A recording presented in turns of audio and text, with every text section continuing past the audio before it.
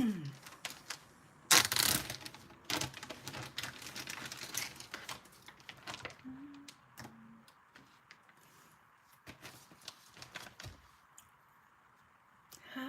hello, hello. How are you doing, Miss Maddie? I am definitely still going to be doing some digital art, but I wanted to do a little bit of, hello, hi. I wanted to make a little bit of 3D art on this. I got some supplies around the house and I'm like, you know, it's time to use it. So I will still be doing my digital painting, but also this and just hanging out, being creative. How's everybody doing?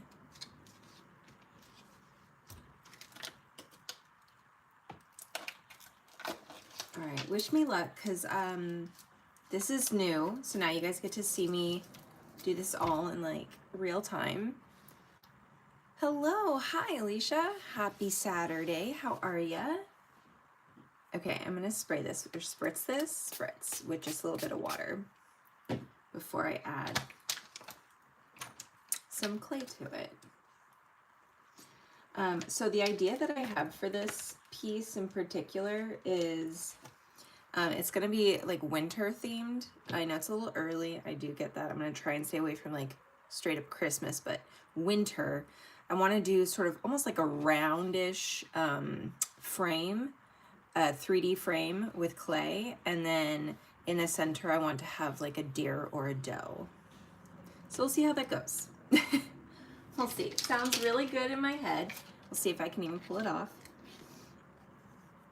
So I have clay in my little paint palette thing to hold what I'm not using. I'm just gonna set this down. And I'm gonna also spritz that with some water.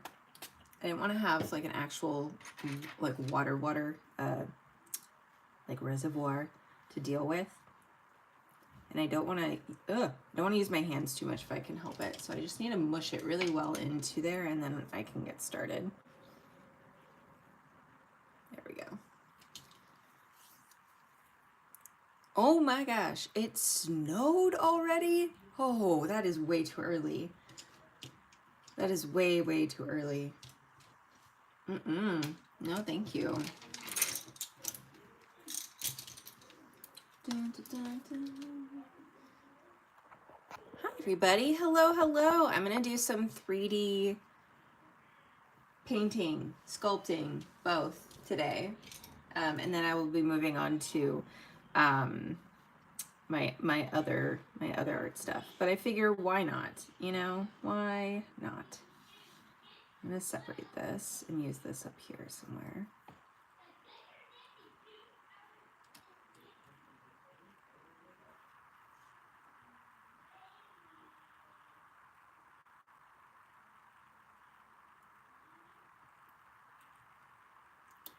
How's everybody doing? What kind of artists, creators, creatives do we have in here today?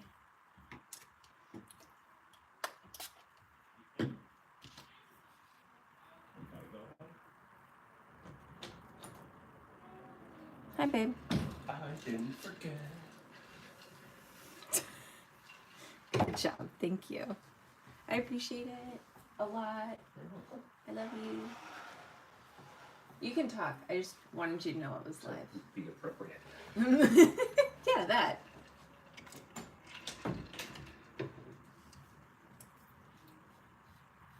All right. I've got my 3 different drinks. Anybody else need like 3 different options at all times? I swear I'm not trying to be extra.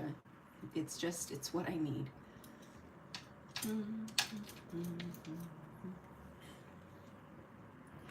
Okay, I'm going to attempt to make this more like a leaf.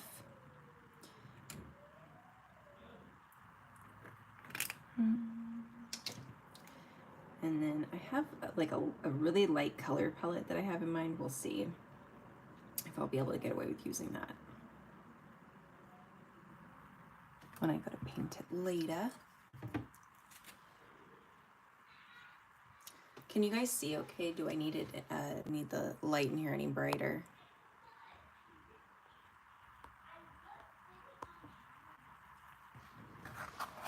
Hello, there it is.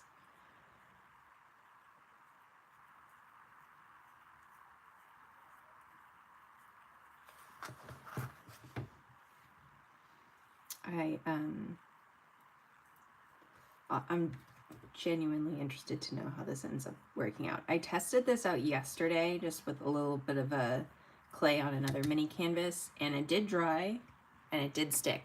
So that's the good news. Okay. Let's try putting that there. And we shall use this and push this down a bit.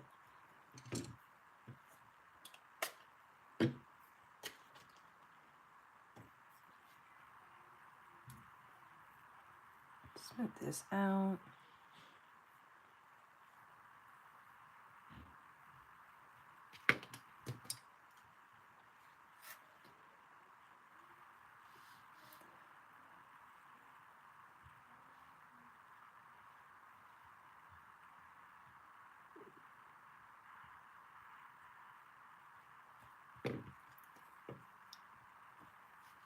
Hi guys, you're so quiet. Talk to me. You don't have to, it's fine.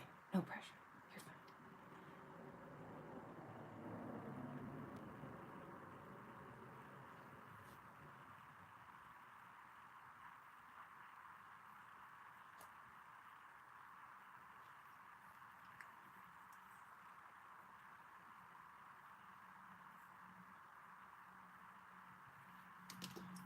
Dun, dun.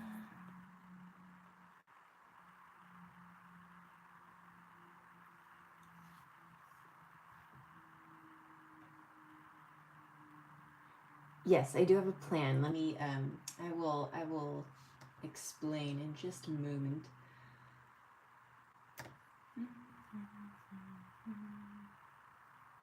Hi.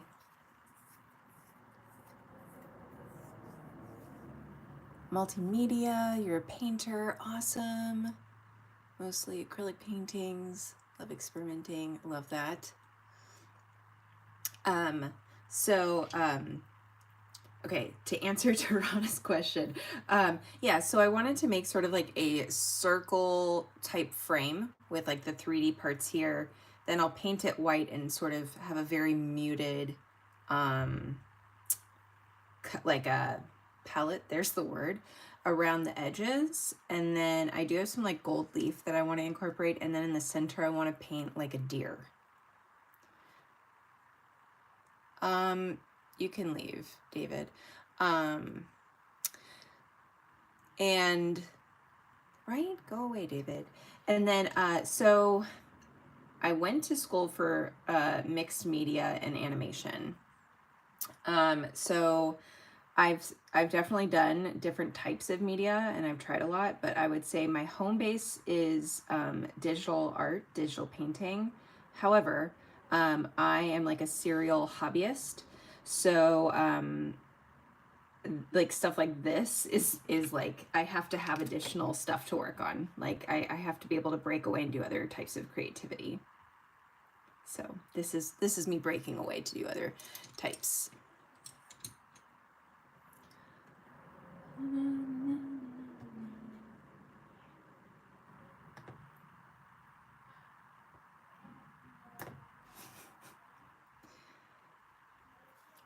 Imagine, like, seriously imagine in this kind of like, yes, he is. I just got rid of him, hopefully.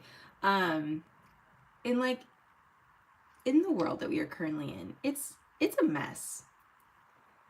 And there's a lot of things that we can all be doing to either make the world a better place, a worse place, or simply just, I guess, not caring enough to make a decision on either. Like, can you imagine just being someone that sits at home like that? Like, that's how you spend your day? Like, I'm okay if it's, I hope it's like a teenager, someone young. But if that's like a grown adult, I'm concerned.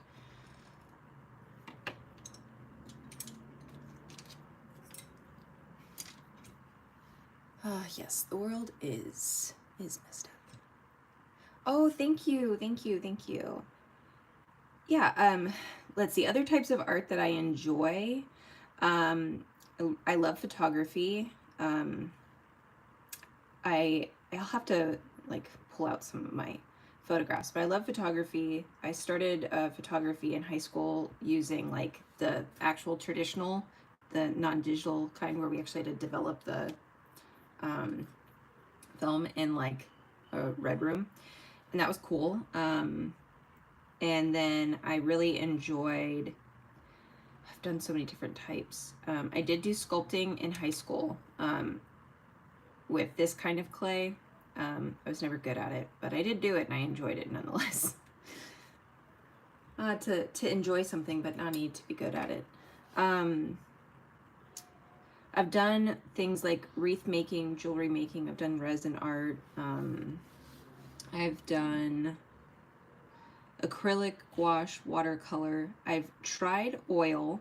I was not a fan, but that was more to do with me than it was the medium. I mean, I guess it was the medium influencing me because I found it very intimidating, but I'm not going to give up. That's something that I would like to try again because I'm in a much better headspace to be willing to learn and fail.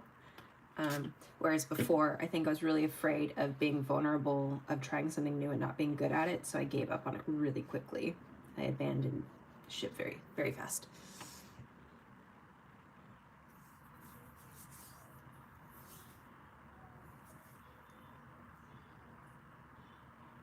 Oh, thank you, thank you. I hope it turns out okay.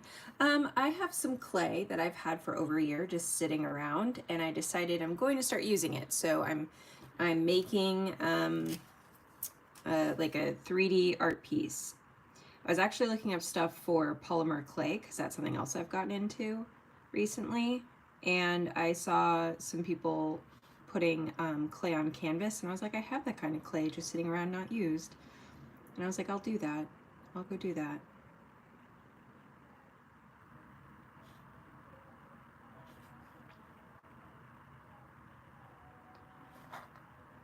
I've done like paper art, like with die cuts and stuff. That was fun. I loved making like cards and paper crafts. That was also neat. Sorry, I can't speak.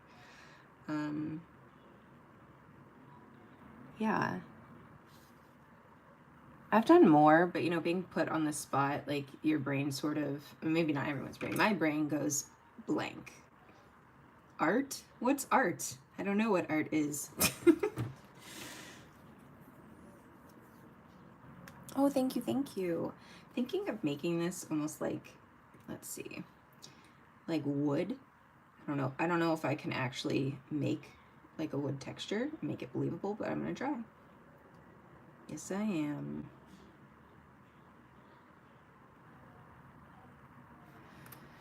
And maybe like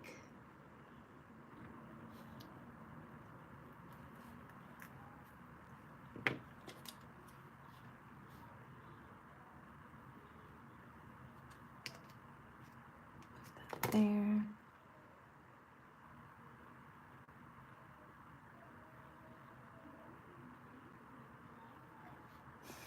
I don't know if you guys can hear my 5-year-old singing in the background. My goodness. He's living for it today.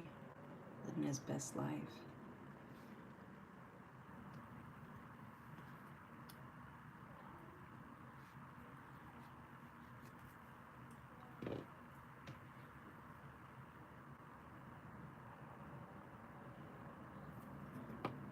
Okay, and then I'm gonna grab just a little bit of this. I'm gonna spray some water there, and good lord, he is just belting his sweet little heart out. What is he singing about? I have no idea.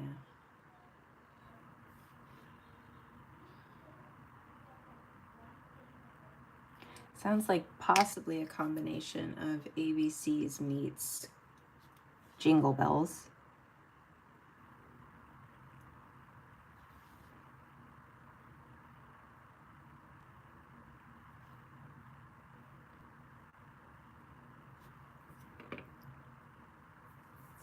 Okay.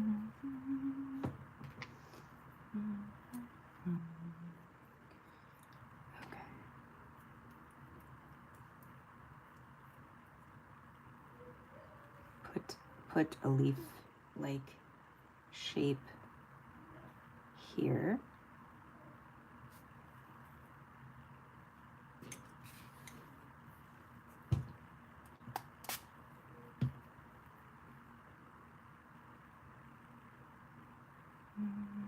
Okay.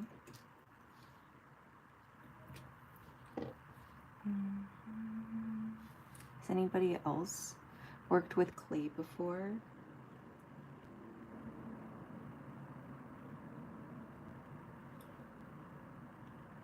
Hello, Mary. Hello, hello.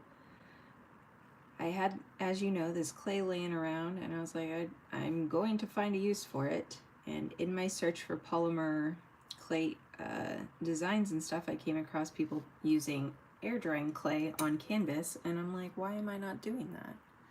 So here I am.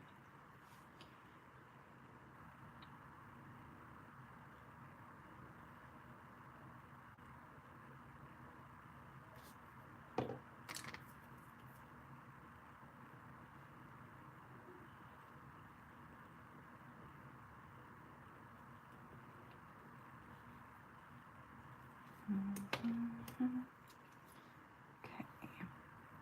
I'm attempting to, it's this kind, it's made in Italy. It's apparently some sort of muddle clay. It says air hardening, and that's about all I can read on the rest of the label. But I got it for the kids, and they just never took an interest in it. So I was like, you know what? I'm gonna do it then. It's been lying in wait of use.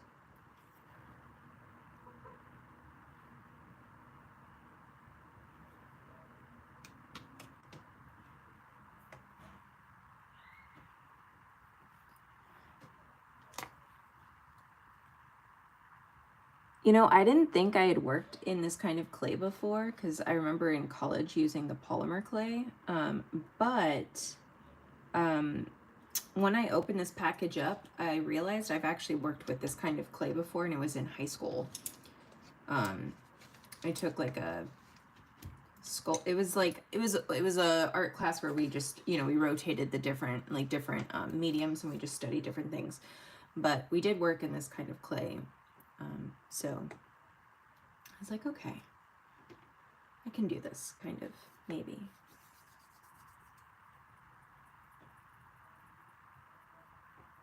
Now, high school was quite a long time ago, but I'll figure it out. Okay, I'm gonna try and do like almost like a branch. I'm gonna see if I can make this into a branch. It does not look like a branch now. I do realize this. Hopefully we'll get there.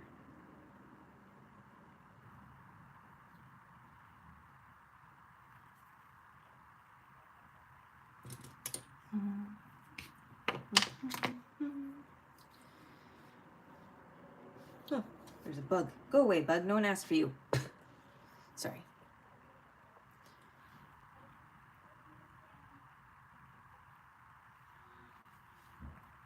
I feel like all the bugs that normally wouldn't be out are finally coming out, because they're like, oh, it's cooling down. I'm like, that does not mean you were invited, man.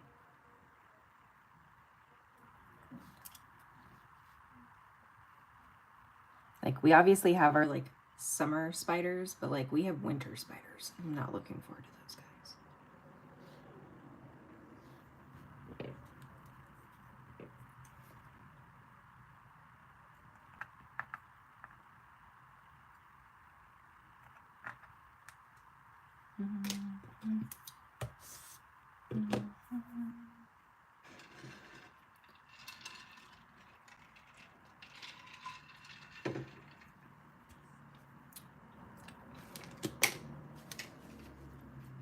Okay.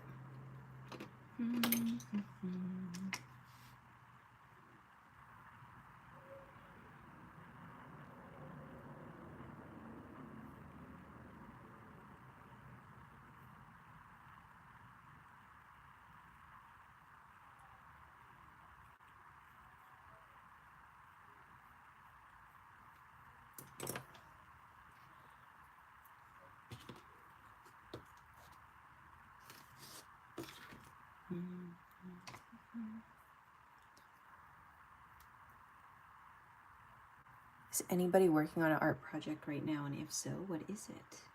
What are you working on?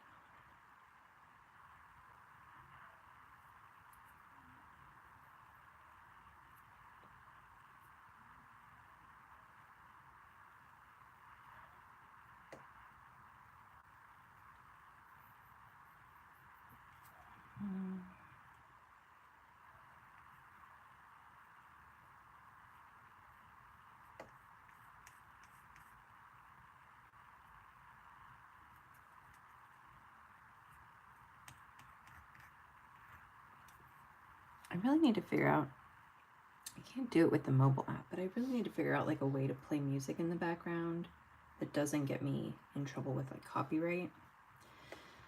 Because I feel like this would be even more relaxing if we had some background music for those awkward silent moments. You know? I'm really hating this, so I'm just gonna scrape this part up. It's fine. It's cool.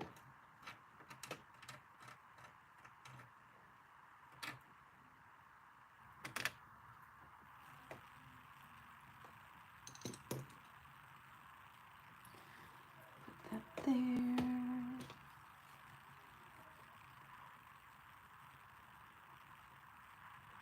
This might be an example of where I have the 3D part here and then I just hand paint in the like extra twigs of the leaf and just leave this there.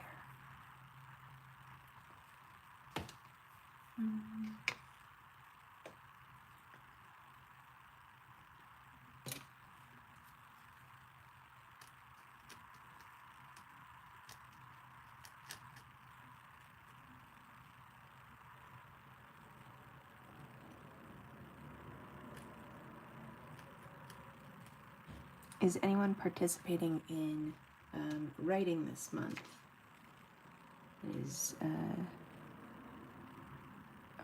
typically like NaNoWriMo. I know there's problems with the organization, so I'm just speaking strictly about, you know, writing. Anybody writing this month?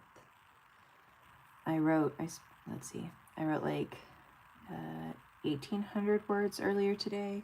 I would like to write more though because I didn't get as many words as I would have liked yesterday.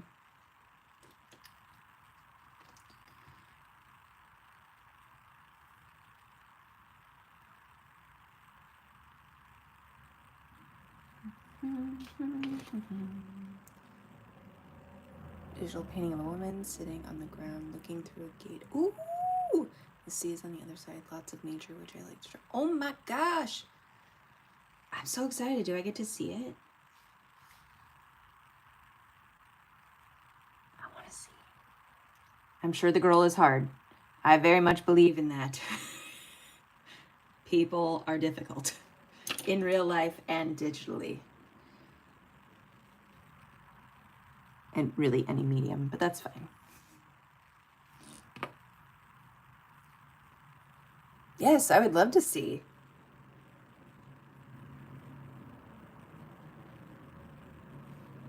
Absolutely.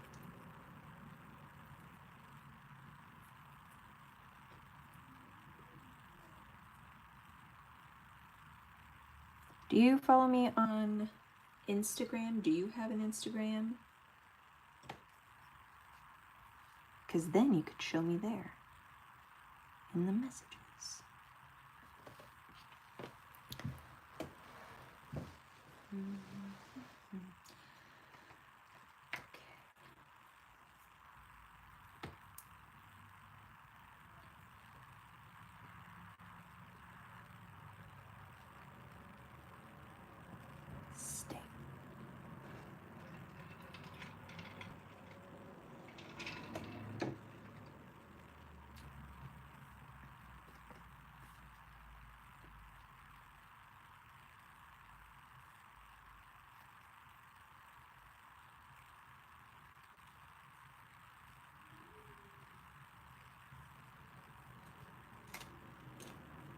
This is an incredible blob, right, guys?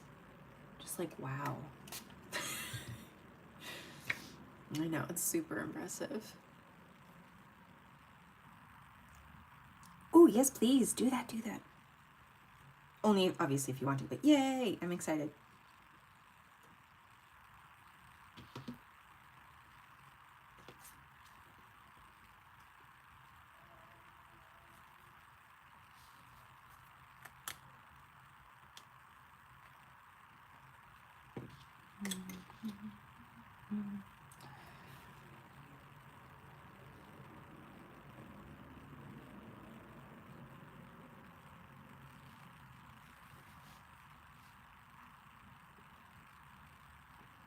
So the idea with this one is that it's going to be like a tree, not a stump,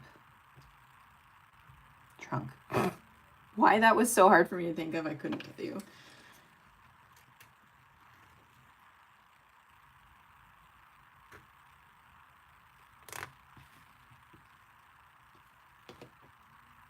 Maybe I can have this part coming off here a little bit.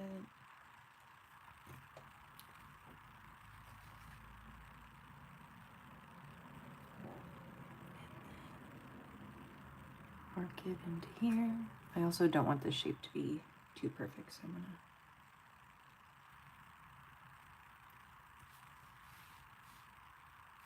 try and get it to make a little bit more movement.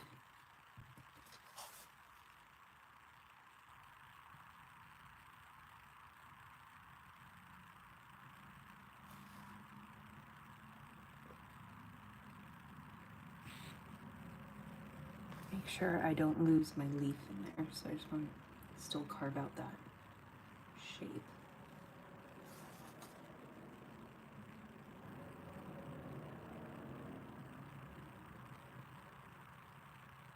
There we go.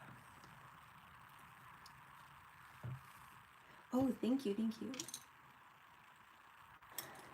I would like to get good at this for no other reason than I feel like I'm struggling. And so, you know, if I have enough clay, which I think I'll have quite a bit left, I'll be able to make a few more pieces like this and just like practice.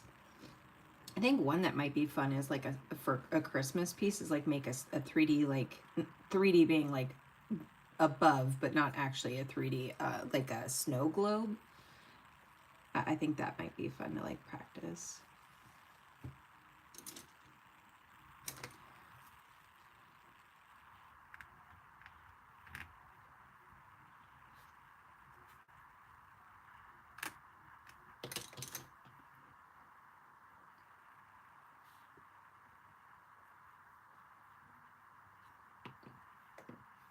Okay, and now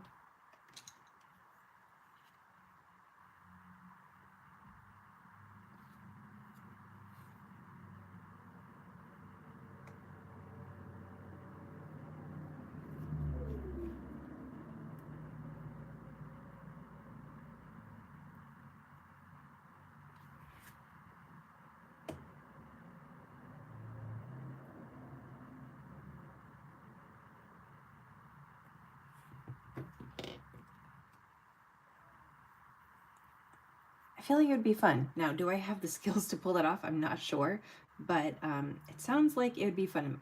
So I might give that a go.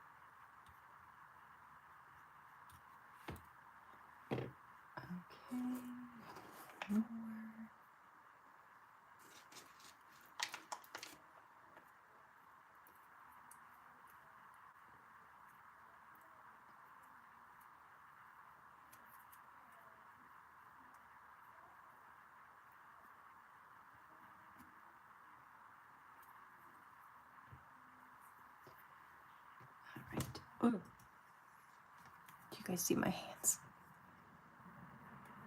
This is another reason why I probably do digital more than anything. I really struggle sometimes, not all the time, but some of the time I really struggle with like sensory stuff. So sometimes like I definitely don't like the feel of like paint drying on me, stuff being like, you know, I'm not a fan. I'm gonna stay focused though on this and not the sensation.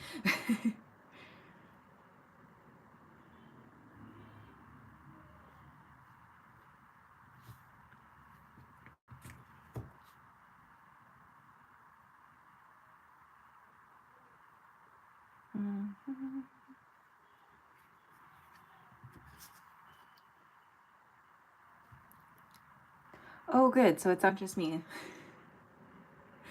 I get very flustered, unfortunately, sometimes by the materials that I'm working with because of the sensory like input that it causes for me.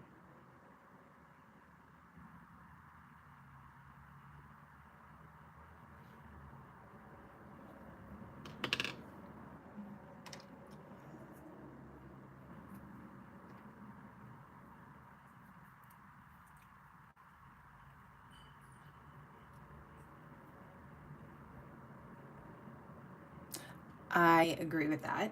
The polymer clay I can handle.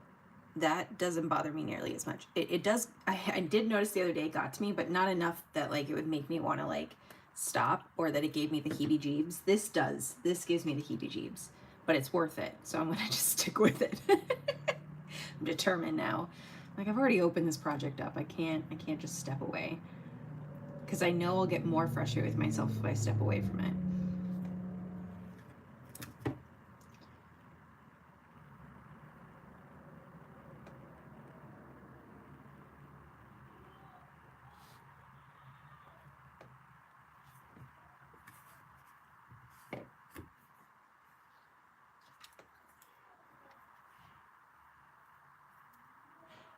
Watercolor's pretty good for me. Watercolor doesn't bother me too much. I think because it's so water-based, it doesn't, if it gets on me, it doesn't bother me. I've noticed recently, though, that I struggle with both gouache and acrylic if it gets on my hands. That happened yesterday, and I was like, oh my God, why? Why is it doing this to me?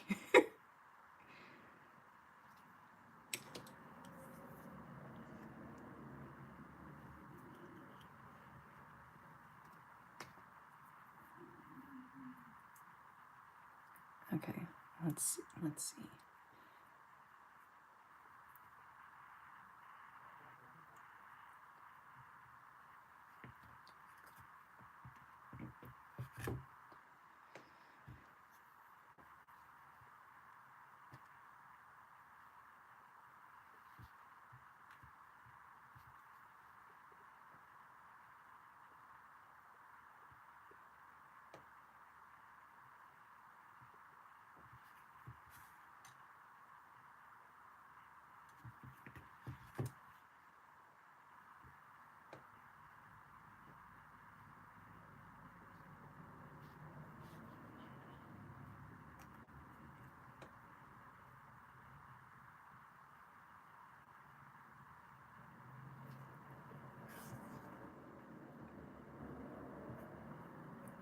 Ooh, that's cool.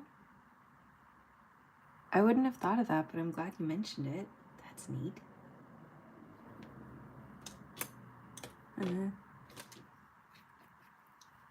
know exactly what leaves you're talking about. I didn't realize there was an actual name for them, though. I mean, I suppose if I thought about it hard enough, I would have eventually figured that out, but I didn't think about it hard enough to realize that.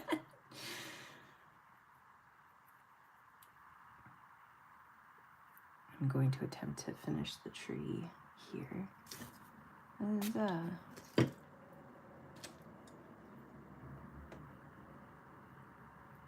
no, stay, stick.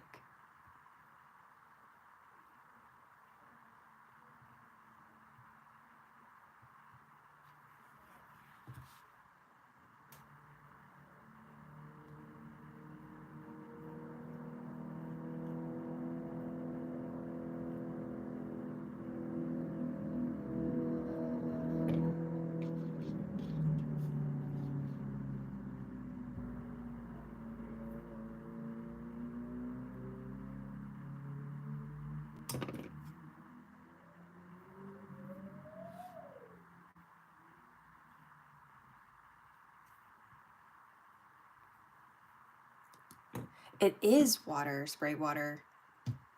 I just thought it would be easier to just directly spray on the canvas. I also have been spraying into one of my little like color palette thingies so that I can just paint, like get my paintbrush and get a little water on there.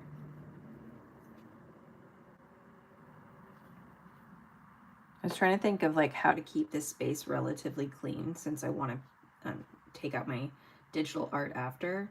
And I was trying to think of like what would be a relatively quick cleanup. So I've got my silicone mat and then the spray, and everything thankfully so far seems to be staying mostly here. So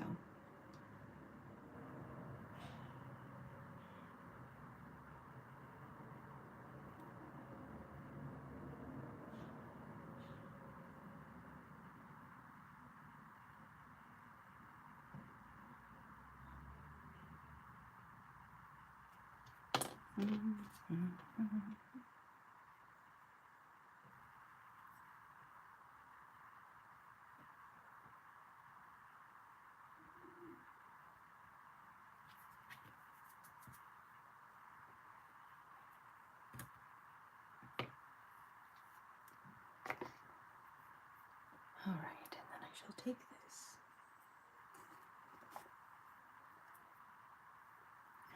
And then I'll be able to like hand paint once this is dry, and then I can go in, I can, you know, add leaves and branches that I didn't make 3D as well. Let's see.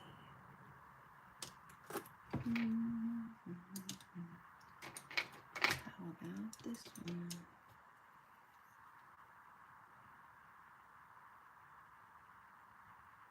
No, that had the reverse effect. Grab some water. More water. Stay there.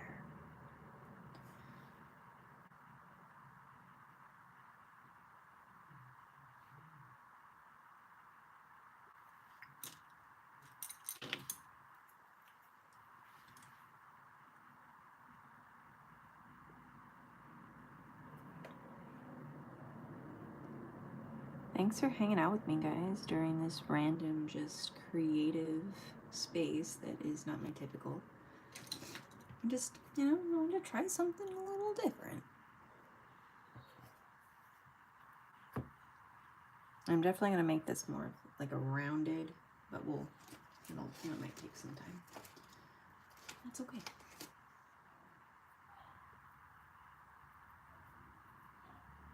Okay, that needs to be smaller. Maybe.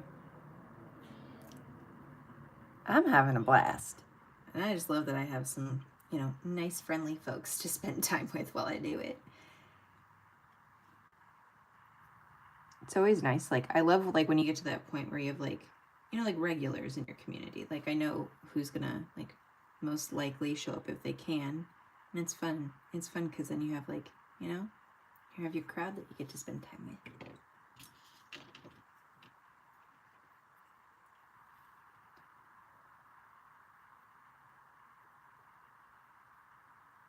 Got my art crew.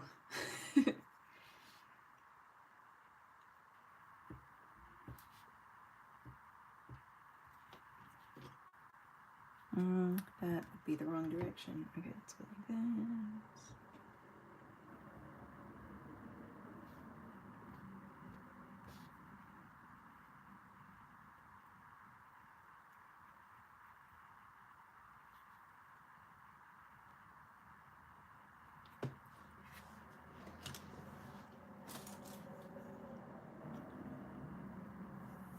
Oh, yay! Yay, Mary. You got this. Oh, sorry, I thought that was Mary. Art gang. Oh my gosh, I'm confusing you guys now. You guys are just one and the same. My apologies. It's that or it's the wine. I'm gonna say it's the wine this time. I normally don't have wine, but when you buy wine, there's usually more than one serving, so that's where we're at.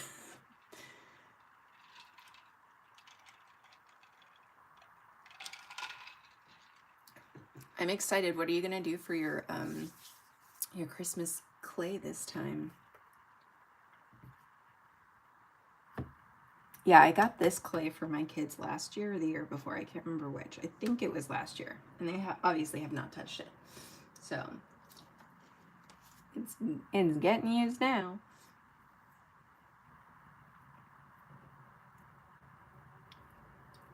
Okay. I don't know if it'll turn out. It might be something that I end up like yanking off of the canvas. But I keep thinking I want like a cinnamon stick, but I don't know if I'm capable of making a cinnamon stick.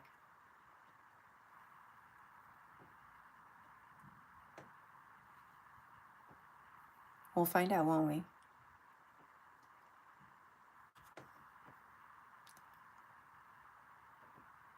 we? We would be the most stylish. We would.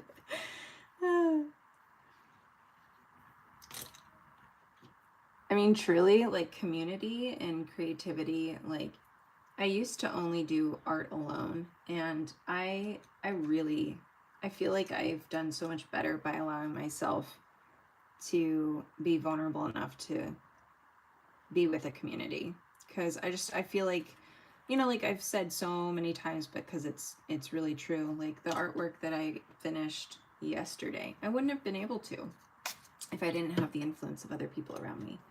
If I didn't have, you know, us like talking about it and like throwing out different ideas. And I'm just gonna mush this in because I give up.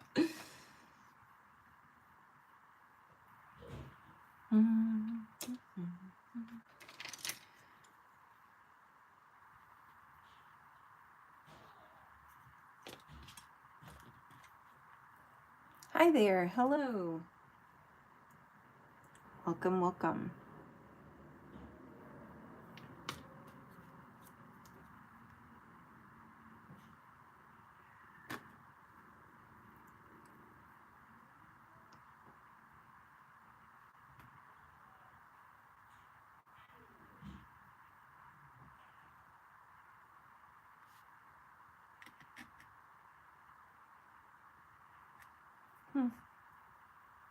Don't hurt my other babies. Okay.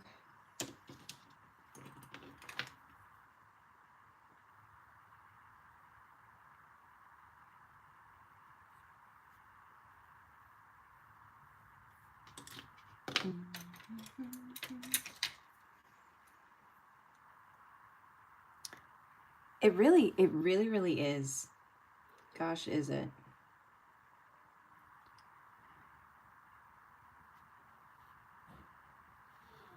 I was very much stuck in hiding before, like trying not to be vulnerable and have someone be like, your work sucks or you're doing that wrong. Because I was, I used to perceive like I used to perceive feedback as criticism, like really negative criticism. And I'd feel immense shame when someone would give me feedback. But in my defense, I did grow up in a home where I was told what they were giving me was feedback, but really it was just straight up criticism. And it was not said kindly, nor was it said with the intention of helping. It was intended to inflict pain and shame. So it took me a while to realize that, like, when you're in a good community, people are giving you feedback to help you. They're not saying it to hurt you.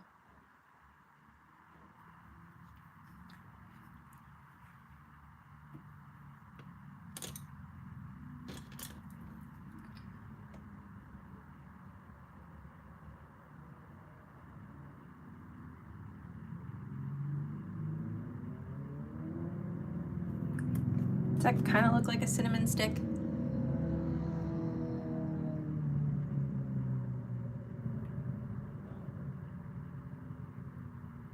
Oh, thank you. It really was a challenge. I'm glad, because I think my art, my life, myself is better for having recognized the difference and allowing myself to, you know, learn, develop, because there are people that do in fact actually know better than me, or see something that I don't see, or have creative ideas that are not meant to be a criticism of mine. They're just different. They're offering a different solution, different perspective.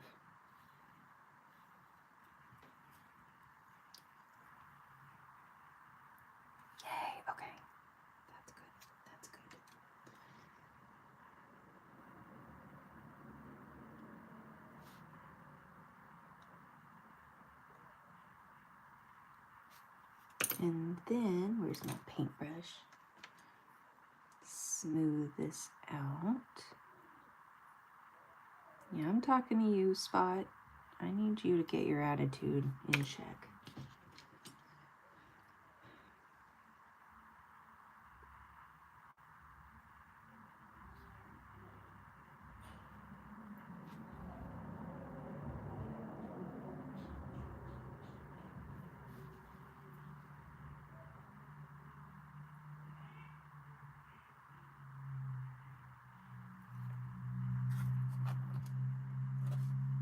Okay. The faster we fail, the faster we succeed. Exactly, Mary. Exactly. Exactly. Fail fast. Fail quickly. Because then you get to the other side. Let's see. I might do...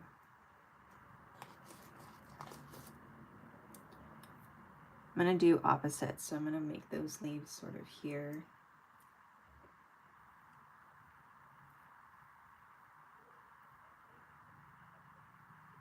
I can even maybe zoom in. Does that help?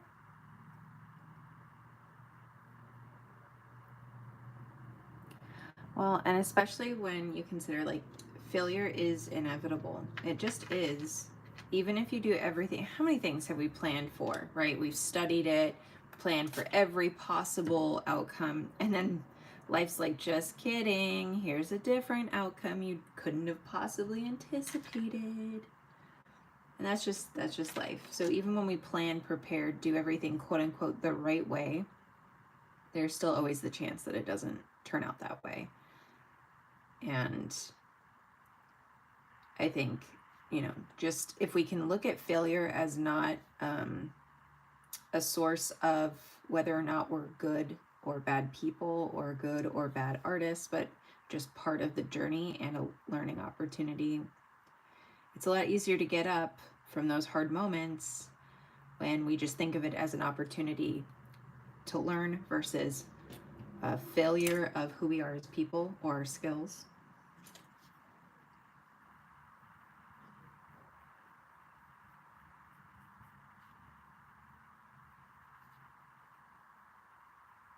Like if you've never done something before, how are you supposed to know how to do it? Of course you're going to make mistakes. That's just part of it.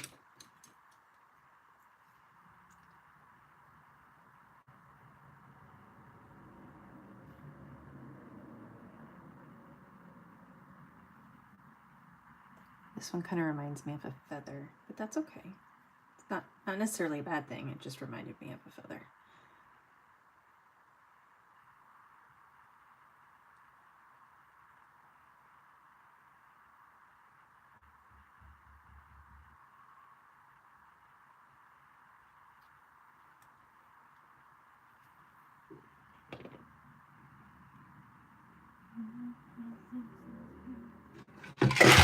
Oh no, I spilled my wine.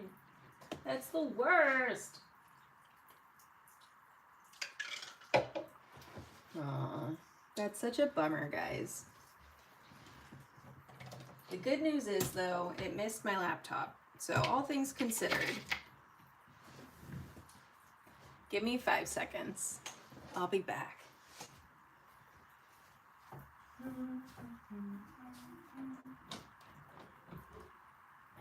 I spilled my wine. I spilled my wine.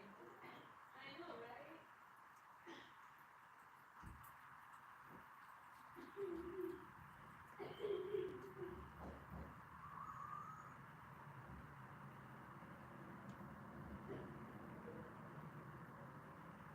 Do you think you could bring me another? I didn't drop my wine because I've had too much. I dropped it because I have clay on my hands and it's slippery, and I forgot that when you add water, aka condensation, it slips. Thanks, babe. I said thank you. Hi. I'll be back, guys. Welcome to the shit show. So you do need a new copy. Oh yeah, a new cup, Oh, boy. eyes. Okay. Thank you. Can I reuse this one, or was this on the floor? It was just on like, well, you just get a new one. Thank I'll you. wash Thank you, babe. it. You need towel? Oh, you got I got towels. I'm good.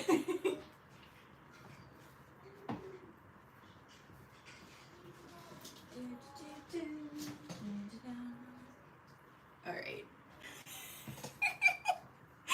Oh, life.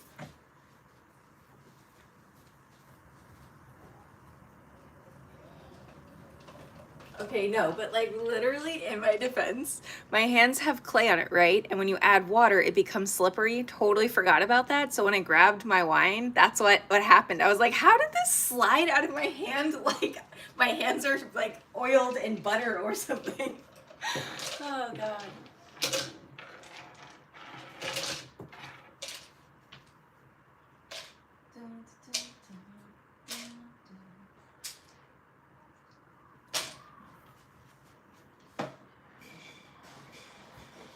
Well, the good news is our room is going to have a very nice aroma.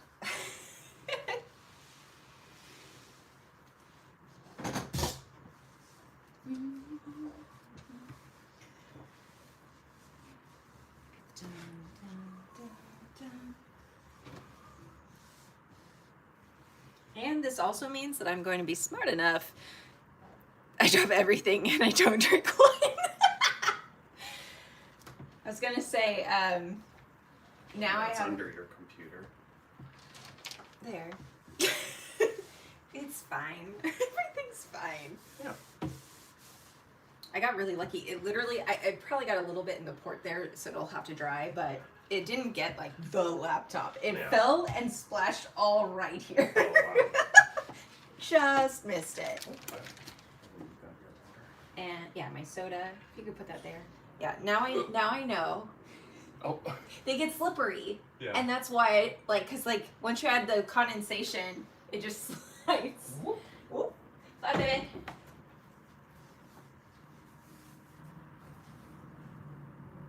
Okay.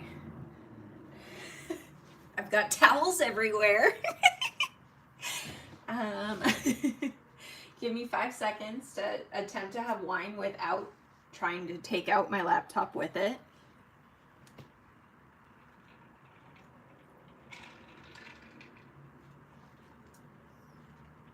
All right, and I'm back. I'm so zen, guys. It doesn't get much more zen than this space. It's so relaxing here. Come join us.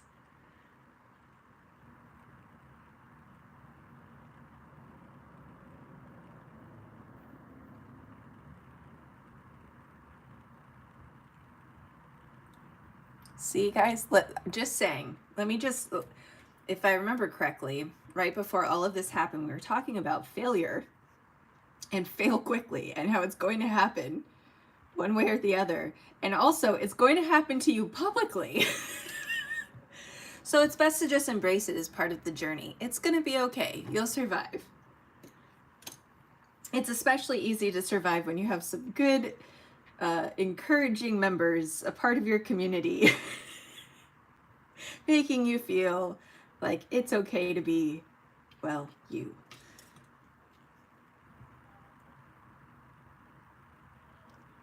I am very dedicated. I'm so clumsy, so this is the most relatable stream yet. I'll take it. I'll take it. I am also, my husband and I joke that I can do so many things coordinated that most people can't do, and then just basic everyday shit is just a shit show. So like I used to do roller skating, and I ended up, I worked at a roller rink for many years, and then I ended up becoming an instructor and teaching children and adults how to skate.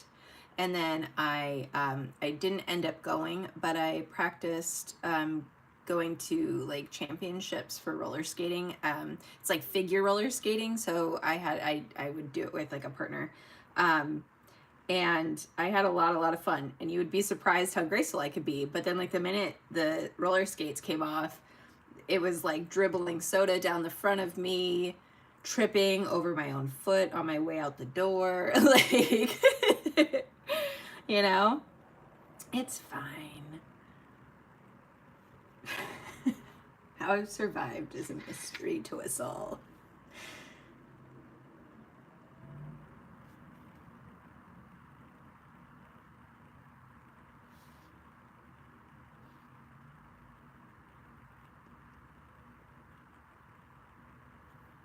Oh, goodness. Goodness.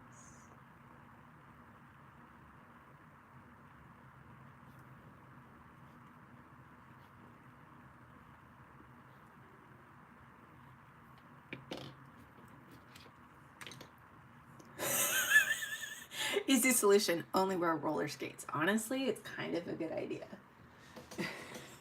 There's hope for me yet.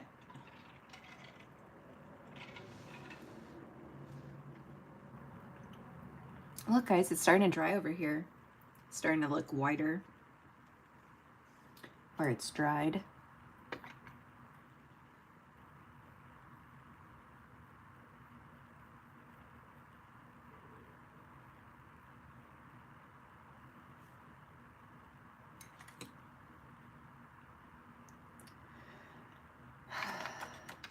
God, that was good. That got my heart rate up.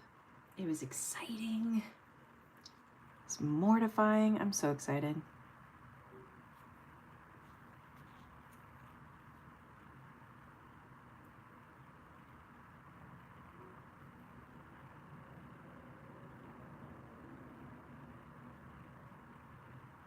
There we go. I'm gonna try one more on top, see if I can do that without losing the details.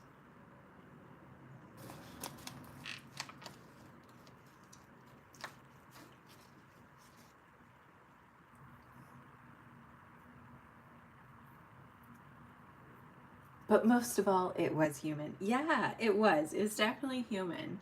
And I embrace that I am human and I am allowed to make mistakes. I'm allowed to be clumsy, okay? Oh, yeah. Take that.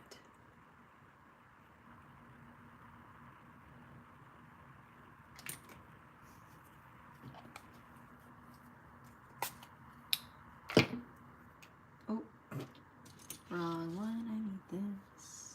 There we go.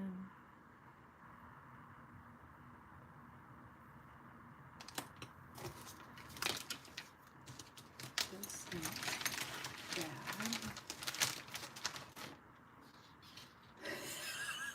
Clumsy queens unite. Yes.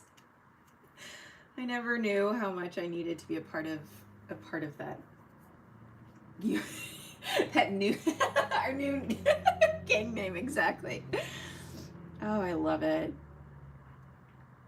Clumsy Queens. Oh gosh.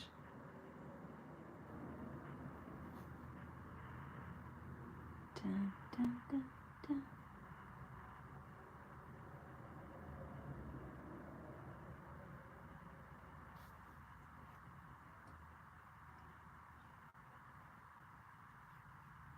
Does anybody else have like random hobbies that like most people don't like do or think of as like hobbies or like do as a hobby? Because I was like, one was my roller skating, another one is I did bowling from 13 to 18, and then I met Michael, my husband, when we were 21, and we started like a bowling in a bowling league. We were like the youngest people aside from like two other people. Everybody else was like older. And I think we started that league when we were probably 23. Oh gosh.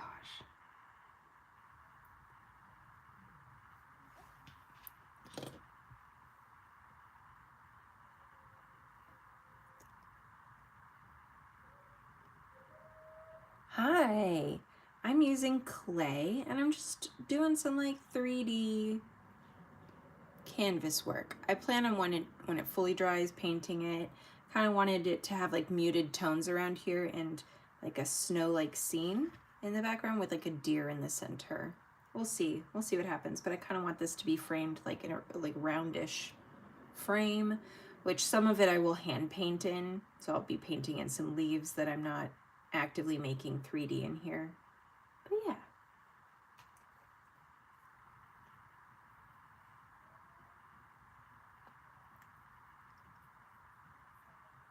Oh my gosh. Yes. Okay, I've got to talk to Becca. That's hilarious. I love it. I'm so excited.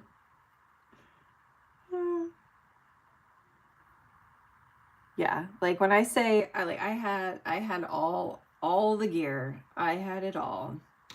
I had the purple shoes that I've had since I was 13, still fit me and everything. I kept them in pretty good condition this whole time. I have 3 of my own bowling balls. All of them like obviously fit for me. So I was very committed. I've had multiple bowling bags, like the whole thing. I had a wrist guard. I had the glue that you put on your fingers to ensure you don't rip your skin. I had it all.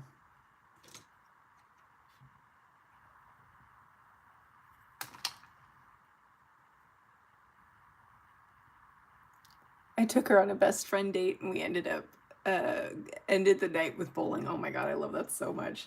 Cuteness. Cuteness.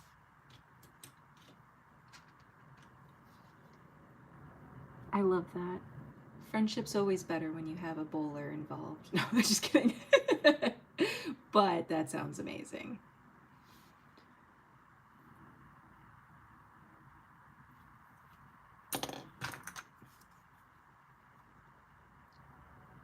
Maybe I'll try this one. Maybe just do like a little design on it like that.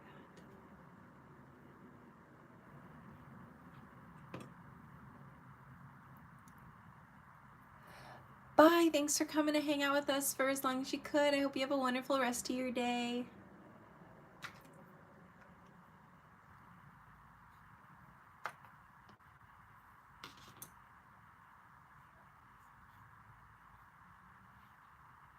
No.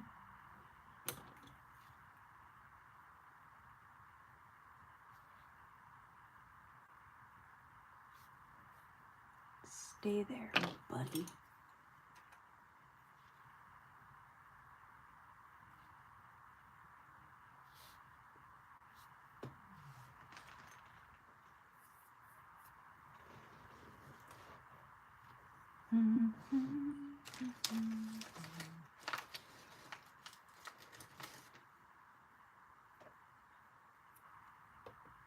All right, let's do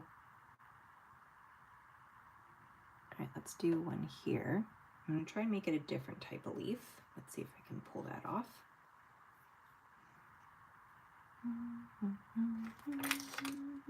So first, let's get water down right here.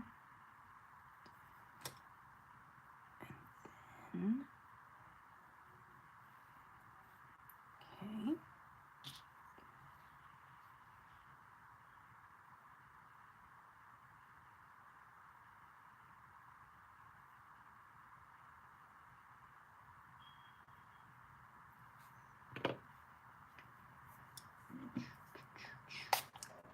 I really want to turn on the fan, but I'm afraid if I turn on the fan, it's going to dry all this stuff too fast.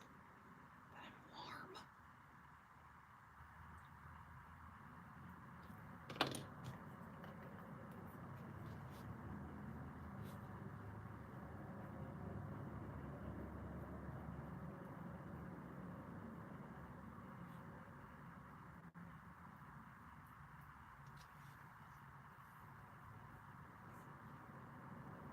Oh, this is going to be fun when I can like paint little details in here and stuff around the edges. Oh yeah, I'm excited.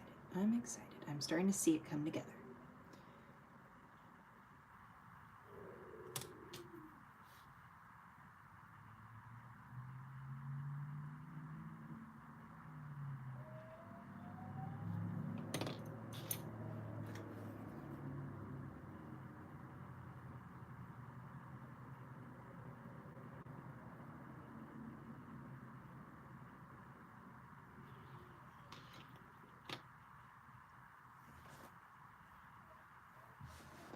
I'm grabbing my wine with 2 hands. I'll be right back.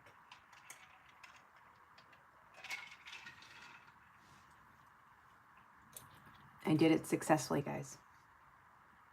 I'm very proud of myself.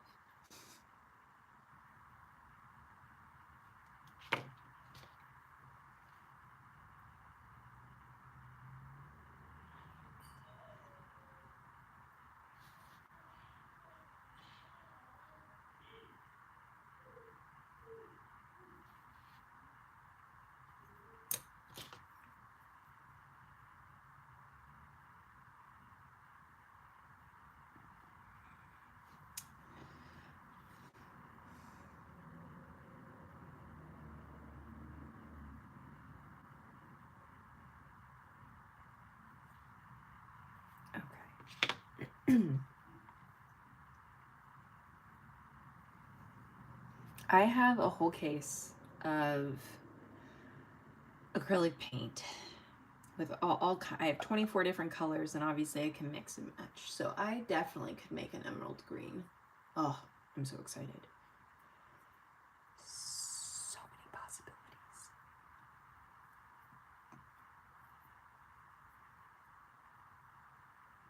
Oh, thank you. Thanks, Toronto. I successfully lifted and drank from a cup. It's a good day.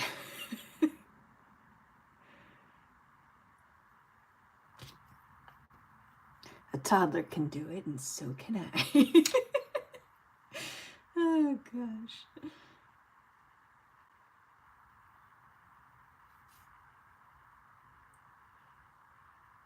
Or do I need to place it here? What do we think? Okay, outside or inside? I feel like inside needs to be smaller. I feel like I should do this one, this bigger one outside, and then have smaller ones here. What do you guys think?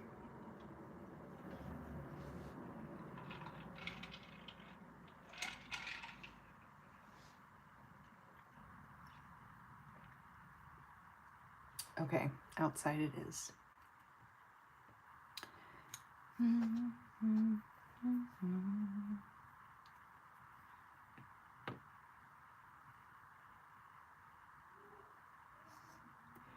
You agree because we are all clumsy queens. We are united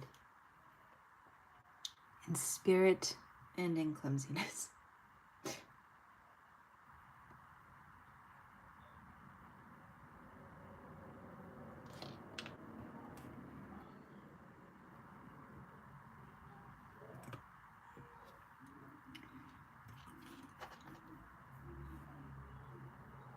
Slay. Oh gosh.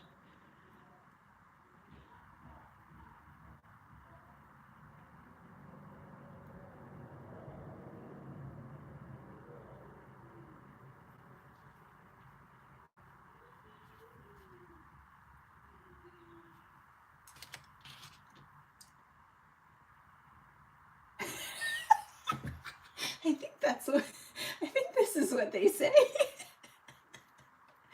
Oh my gosh, I love this so much. We really are at that awkward transition of life where we are no longer like young, but we're not older either. We're not at like the point where we don't understand what's happening in terms of social media, but we're just outside of the cool part where we find out a little bit slower than everybody else. It's going to be interesting.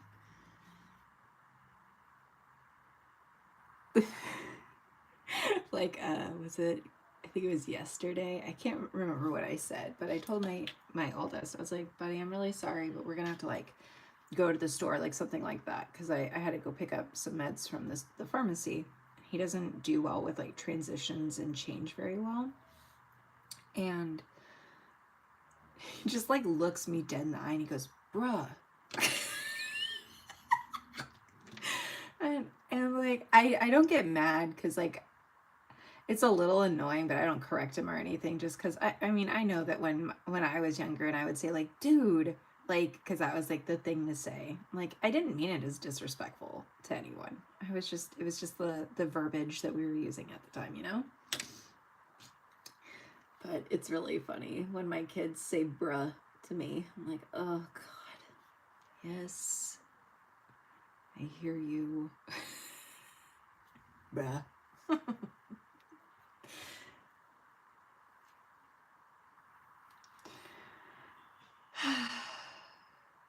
Even my 5-year-old has said bruh to me before. I'm like, oh, this is just part of it. This is lovely.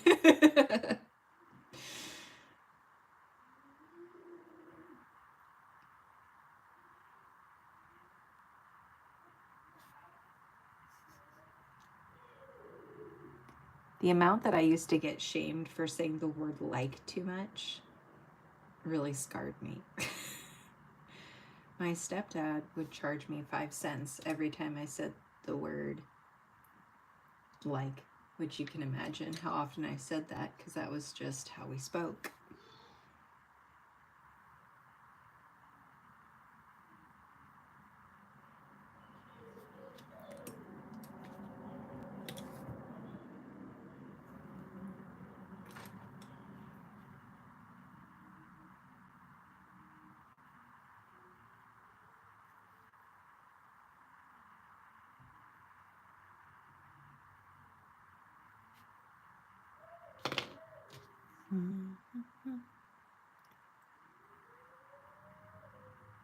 I'm using, it's air drying clay. So this is the brand Das. If I'm saying it right, it's made in Italy. I got it off of Amazon a year ago. Yeah.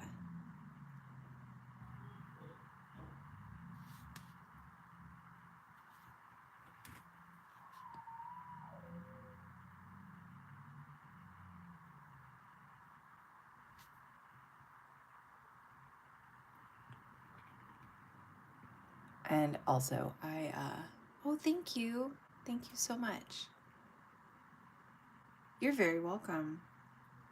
But yes, I think I'd probably still say the word like way too much. But I'm at the point where I've accepted it. It's a part of who I am. It's part of my speech. Okay, I was gonna do 2 tiny leaves. Let's do that. I've used so little clay to do this. It's insane. I will have so many projects that I can do with this.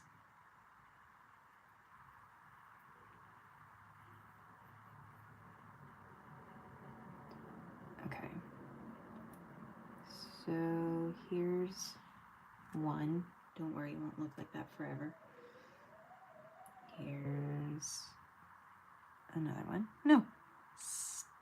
Stay, dang it. Okay, fine, you need water. Water. Stay. Thank you. And it also needs water on top as well, so I shall do that.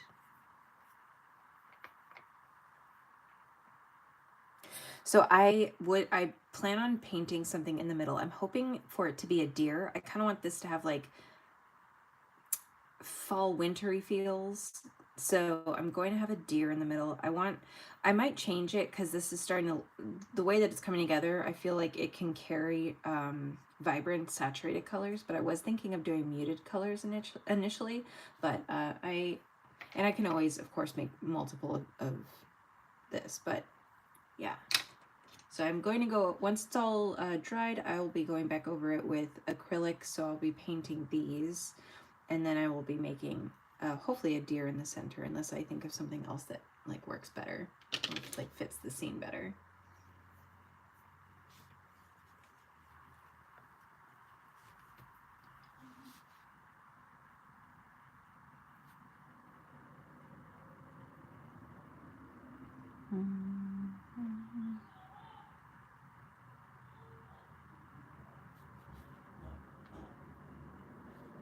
I kind of wanted this to feel like a frame almost, so like a oval type frame, and then in the center have the like flat painting.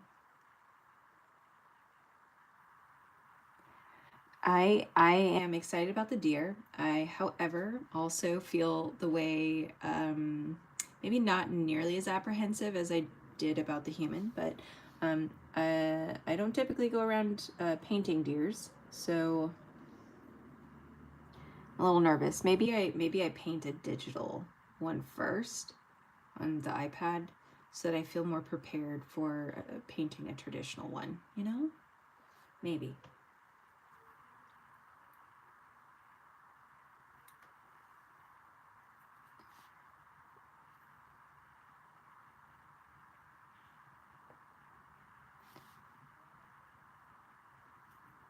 Okay. Use this brush. Soften some of this out.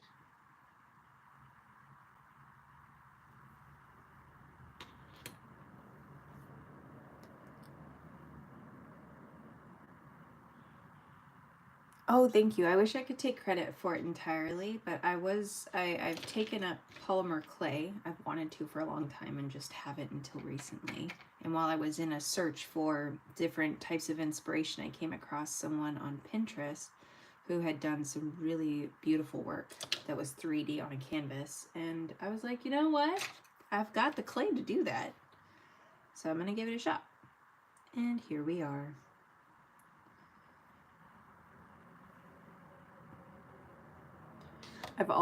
There's a couple artists on like TikTok. I'm sure there are other places, but I discovered them on TikTok,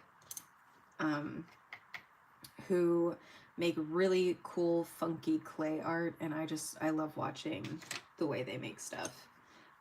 So clay has been on my mind for a really long time. I've just not had the guts to try it. But I have some friends that are into clay, and they might have inspired me to give it a try. I won't say names. They may or may not be here.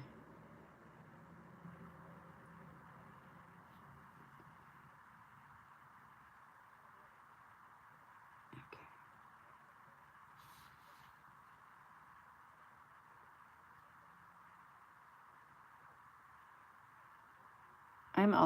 I still haven't, by the way, I have not forgotten about your artwork. I'm very excited to go look at it. Let me make this clear. I'm speaking to you, Toronto. So, like, I think in my head, I knew who I was talking to. I'm like, they don't know, though, because I haven't said that out loud. I'm being very human today.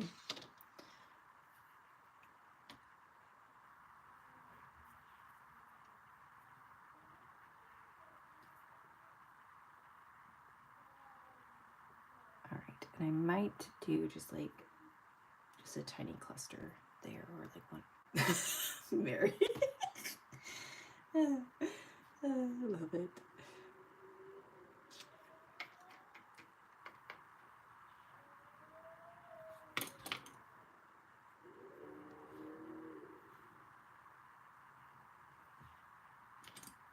And then wipe this off. Okay, let me just.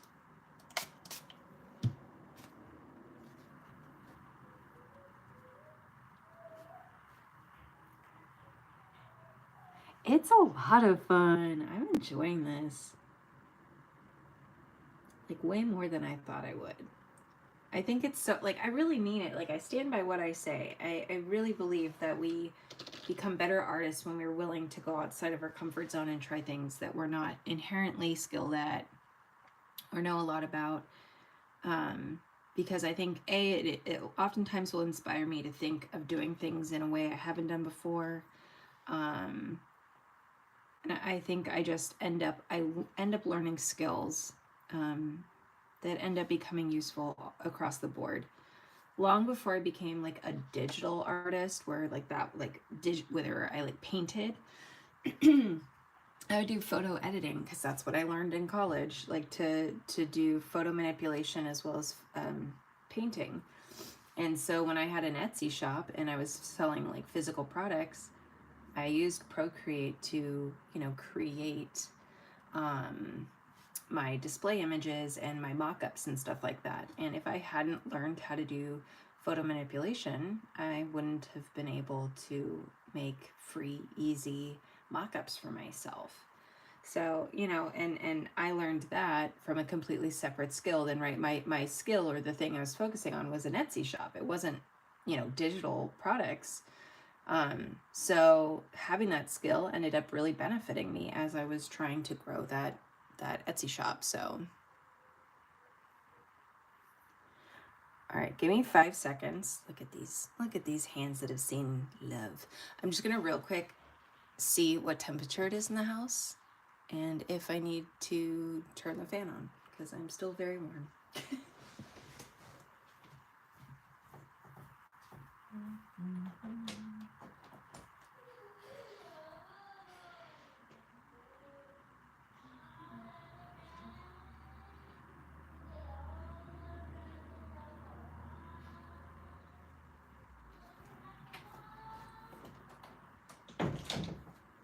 Also, I'm really excited to give it a try later. I have this canvas that I haven't known what to do with. It's a hexagon shape one, which is probably hard to see. Let me zoom out.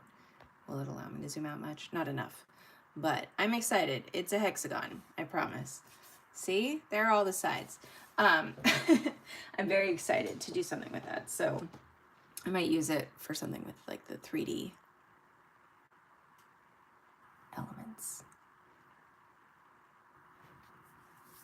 All right, I can do this. I'm in the home stretch. I just got to do this. I think some wood here would be nice to sort of, like, composition wise.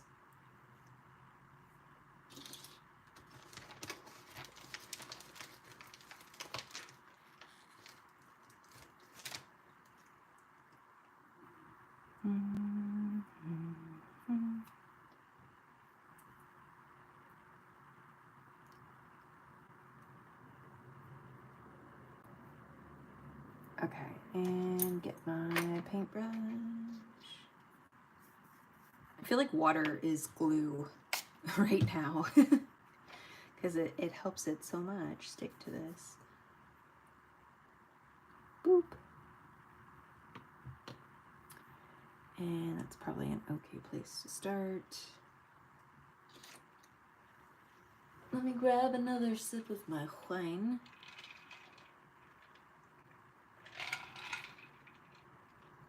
Thank you so much, Whisper. I hope you have a wonderful day. We appreciate you being here.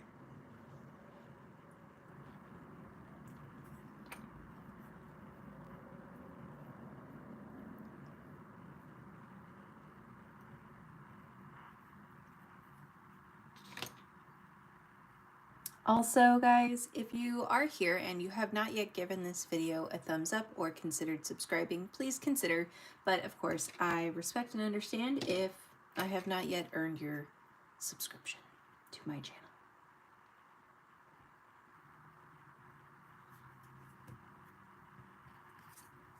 Let's see. Try this. Oh, that's nice. I like that texture. Ooh, do you guys see that?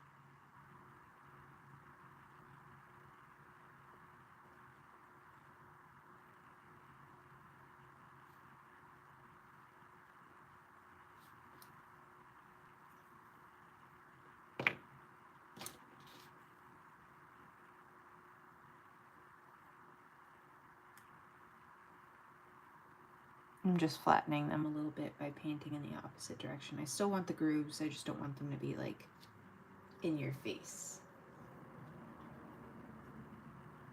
So I'm just lightening them up.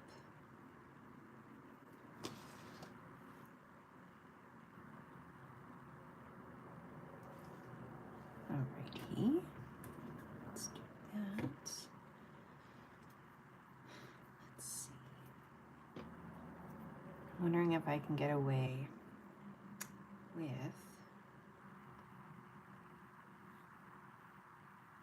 no, don't do it. It's not worth it. So I'm going to try and do a little leaf here, and then maybe some berry there. Now, what kind of berries are they? I have no clue. Whatever ones are aesthetic. I unfortunately don't know much about the berries that I'm adding to my piece.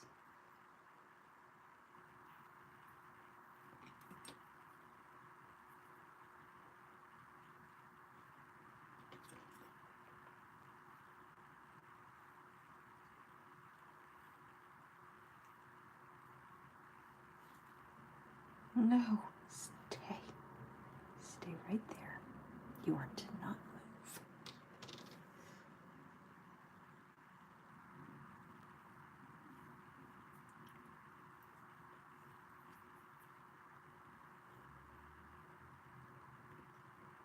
Ah, my nail.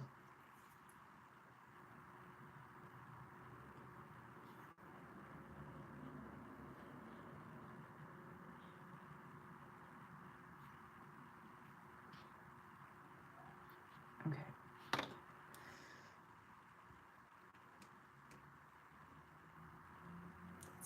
Let's recenter this. Maybe zoom in a touch.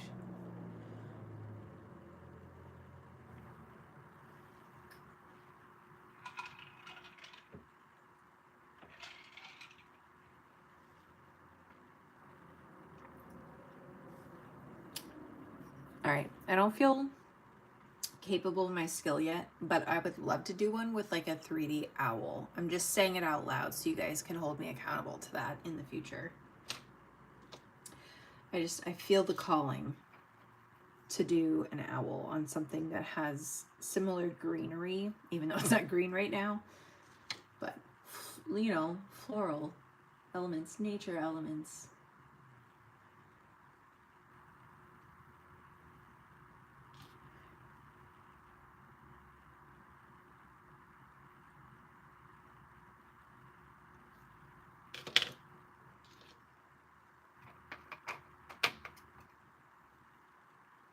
I love owls. I like deer, fox, basically like woodland creatures.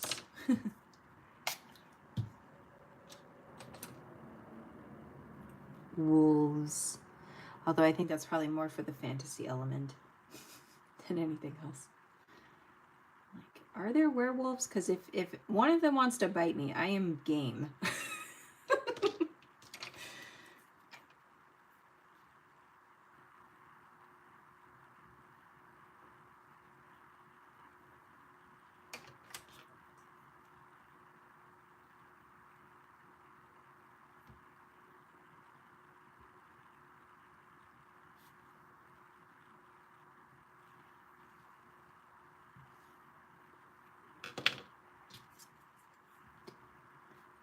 Okay, let's do one there and maybe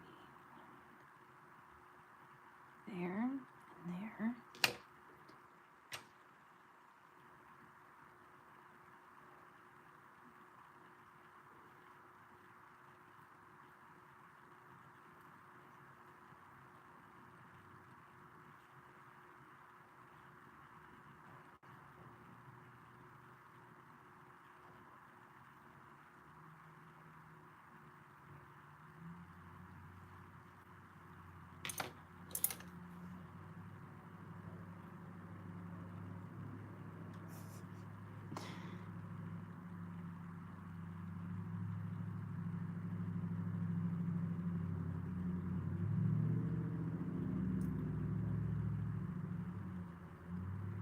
I'm reading a story right now with vampires, but I'm only like, I think I'm only on I'm about to start chapter 3, so I don't know enough about the world to be like excited yet. However, I will say I'm one of those people that, like, once I start something, I have to finish it, even if it's horrible. I've only DNF'd a few books in my lifetime. I legitimately will stick it out, even if it's horrible. I can't help myself.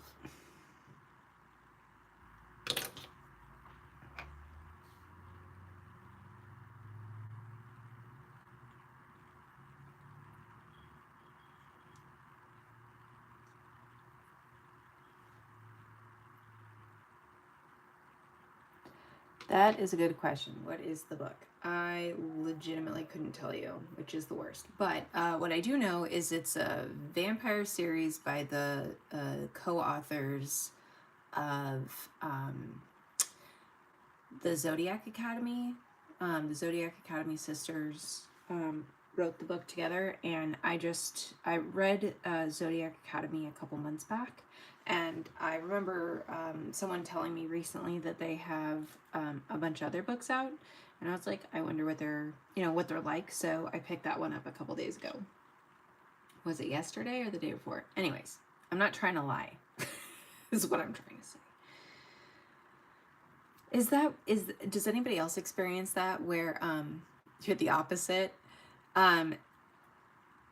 Where I'm like, I feel like if I don't tell the truth accurately, that I'm lying, even if while I'm saying it I think I'm being accurate. Like, I'm like, yeah, I picked it up in the last couple days, but I'm like, what if I'm lying? But I genuinely was like, I think I picked it up in the last couple days. Oh, is that my neurodivergence coming through? I'm gonna try making another cinnamon stick.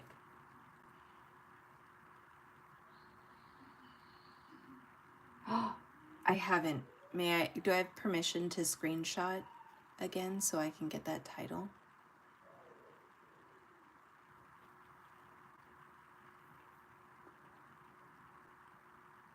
Like, I'm so concerned with being honest that I'm like, oh my gosh, what if I told them the wrong information and now I'm a liar? Or I genuinely gave them information I thought was right at the time. And then I came to realize after that I was in fact wrong. Thank you.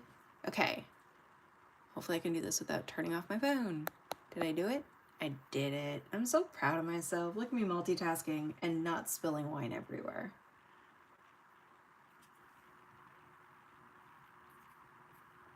If you weren't here for that, I had a sounds like Virgo behavior.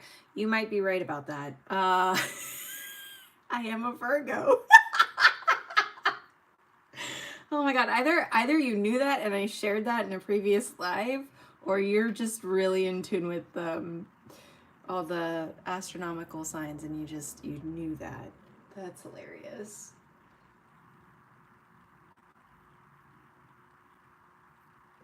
I am a Virgo through and through, so that's me.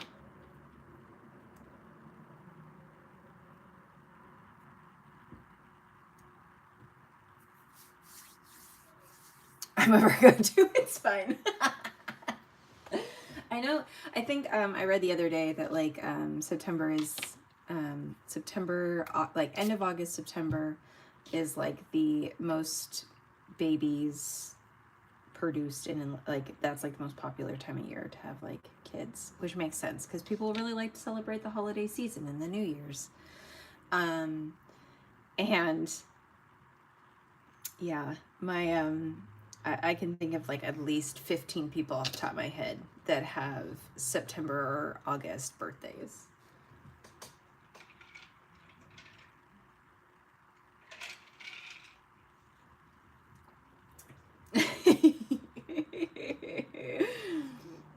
My little Scorpio over there.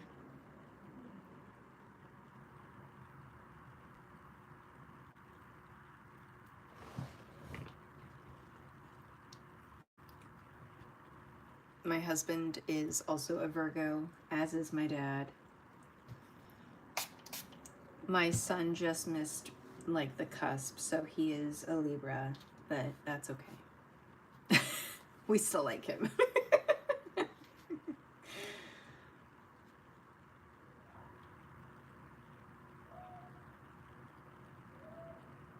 My trigger warning to anyone.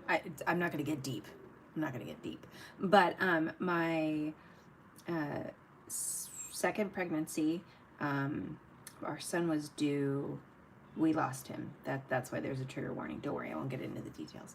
But he was due end of August. He was due August 28th. And we always joked he's going to also end up being a Virgo. And our, you know, so like we are definitely, we are apparently holiday celebrators.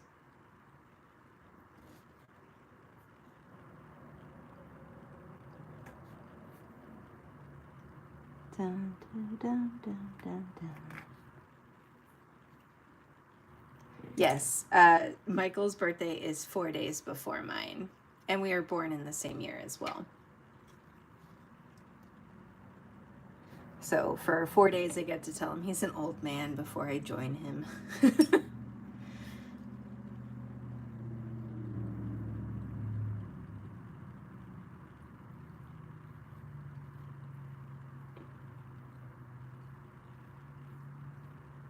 My aunt is 2 days before mine. So one of my friends that I've known since I was 16, we met when we were 15 on the cusp of turning 16. Her birthday is the day before mine. On the dot, we are exactly 12 hours apart. I was born in the morning on the 17th. She was born on the 16th. And we were born in the same hospital, but we never met until we were about to turn 16. It was awesome. And yeah.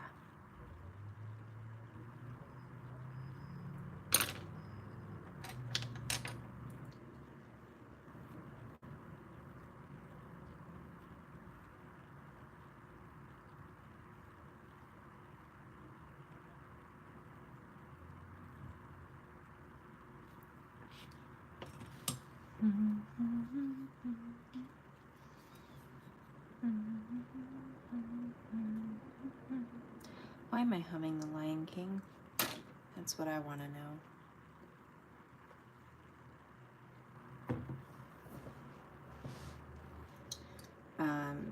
My great grandmother, her birthday was September 12th, and like I said, my dad's at the end of August. My grandpa, his birthday was the day before his. All of us Virgos. All of us Virgos.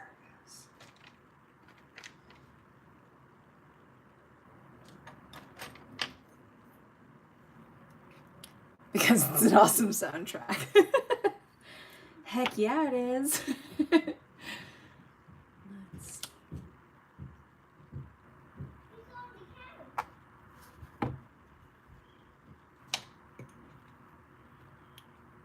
Okay.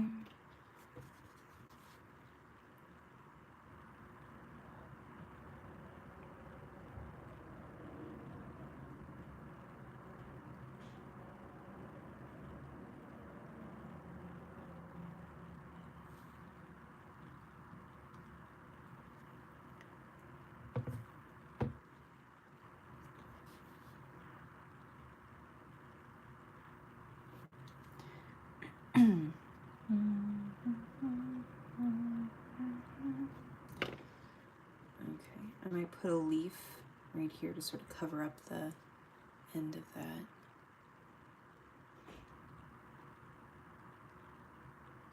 that. I have not, at least not to my knowledge. And it is possible that I've listened to something without my knowledge, because I'm really horrible at actor and actresses' names, like titles.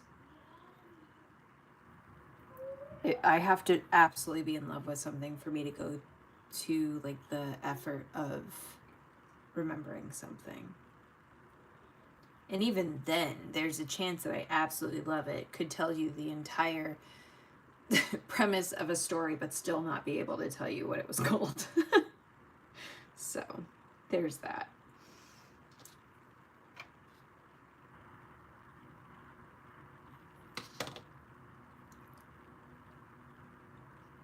Okay, I'm going to put a leaf there.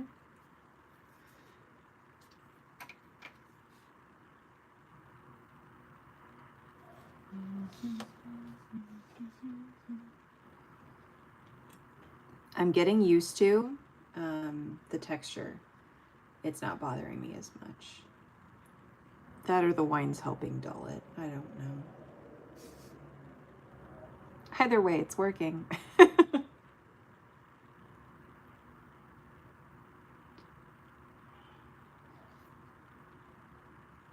Has anyone ever done one of those, like, what is it, like the wine and paint things before? I've always wanted to do one, and I have agoraphobia, so I don't leave the house very often. Plus, we have kids. But I've always wanted to do one, never done one. I feel like I'm doing one right now. It feels very good.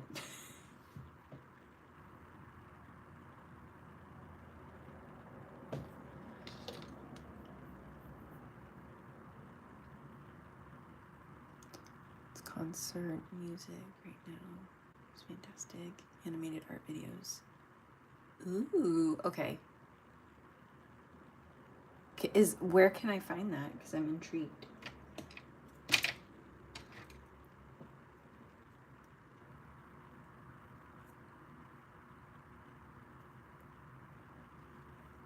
I was thinking, like, maybe in the future, like, getting a group of like-minded individuals together, and we could, like, do that, where we would just do like an art night where we have wine and like a like a project in mind that we're gonna strive to do. I think that would be fun. I am very much I'm such a hermit that it's online is much easier for me than in real life. It's funny because I feel like the other day, like when I did Halloween and stuff, I feel like I do fine at masking. Like, I don't think anybody would think I'm too weird. Maybe a little at times, but overall I feel like I fit in fine. But I can't wait to get home. As much as I might like the people I'm spending time with.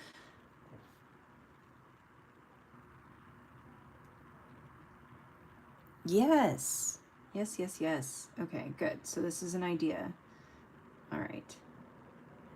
I'm liking it.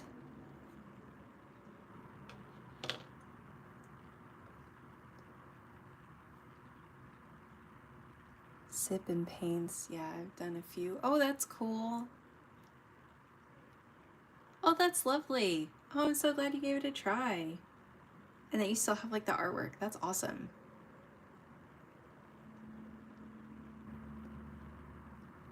You didn't drink. I love it. That's fine. I mean, there's no obligation to drink. I typically don't drink. Michael is like a recovered alcoholic, recovering, because I feel like it's always a journey. So I usually don't have alcohol in the house to support his journey. There's only a couple times a year where I might get some. This just happens to be one of them.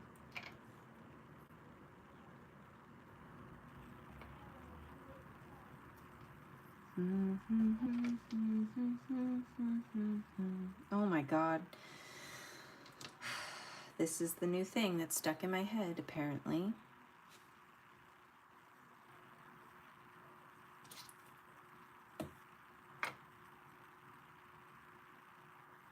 Also, and I promise you, my husband is one of the most supportive, like, loving individuals of my art and of my mental health. But I have to tell you what an idiot he was the other day. And if you're here, babe, I still love you. So on Halloween, right? So because I have agoraphobia, I very seldomly leave the house, or at least in the past. I've been working on it a lot. So Halloween day comes, and in my head, I'm like, obviously I'm going. In Michael's head, obviously I'm not going. But we had a miscommunication. We did not very clearly state what our expectations were.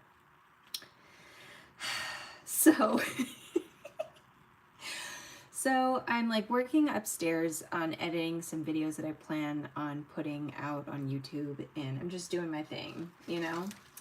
And all of a sudden the house just goes really quiet, and I'm like, where is everyone? And at like I wait a couple minutes, and I'm like, I realize like they've left, like they've gone. They've left me here. What the hell? So I'm like calling him, and he's not picking up. It takes me like 6 times calling him before he finally picks up. And I'm like, where are you guys? Like, I know the answer, but at this point I'm mad. Now it's just a trick game. Now I'm just messing with him. He's like, oh, we're out trick-or-treating. I'm like, and I didn't get an invite? And he was like, well, I assumed you were going to stay. I'm like, you assumed wrong, buddy.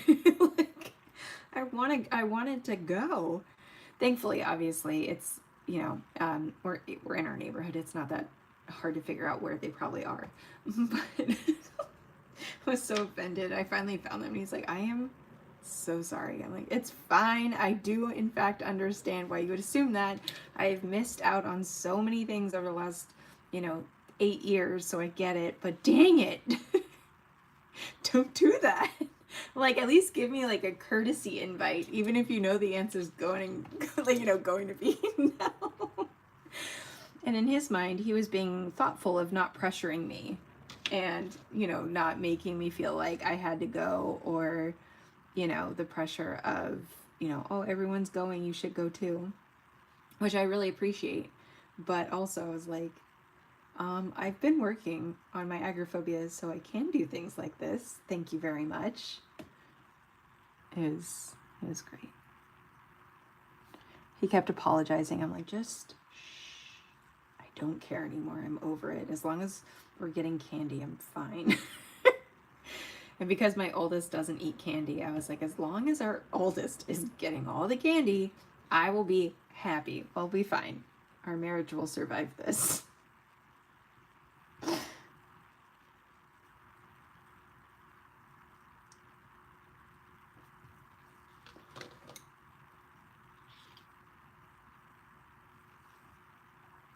My boyfriend is the same with me. He loves getting me out of the house after my constant resistance, right? I would be offended too, right? And I know he meant no harm by it. Genuinely, he meant no harm by it. But I was like, that is not the attitude I need you to have, because I'm like, I'm trying really hard to like leave the house and be more of a participant. And when you treat me like the assumption is I'm not going to do it, it's really hard for me not to be like, fine, I won't go then. I'm like, so, you know, just consider that in the future.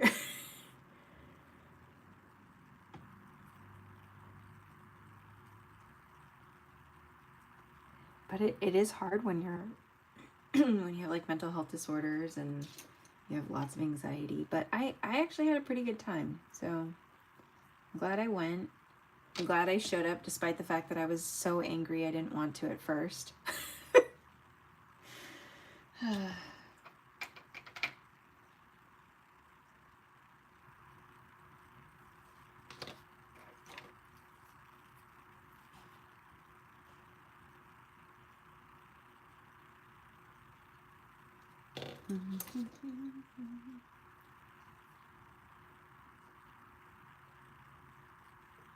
But genuinely, I get this. Like, I feel like if I if I wasn't the one that was pregnant when I had my kids, I feel like I wouldn't have gone to the hospital. Like, if Michael was the one that was pregnant, I would have been like, all right, let me know when you need me to pick you up. I'll send someone. But I unfortunately was the one carrying the children, so I did have to go.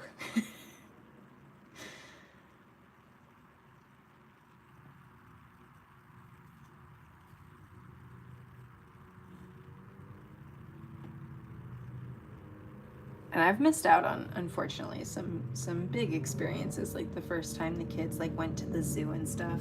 Oh, I bawled my eyes out because I just couldn't do it. I'd planned to do it, but I just couldn't handle that day.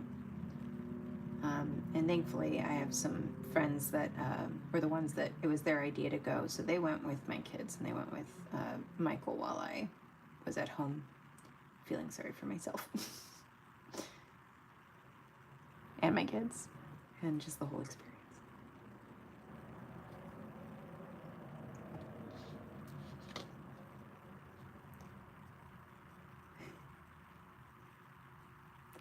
Yeah, I get this so much. I'm usually glad once I'm out, but I have so much trouble actually getting out there. Same, I usually do. Sometimes my anxiety follows me into the experience and it doesn't lessen, but majority of the time it does. So most of the time I'm very happy I went or pushed myself to go.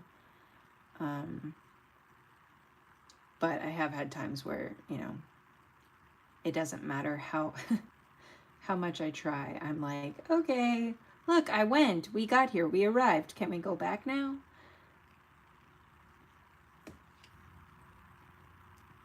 What helps me get out more is being around like-minded people. It makes being out more comfortable. It's so true.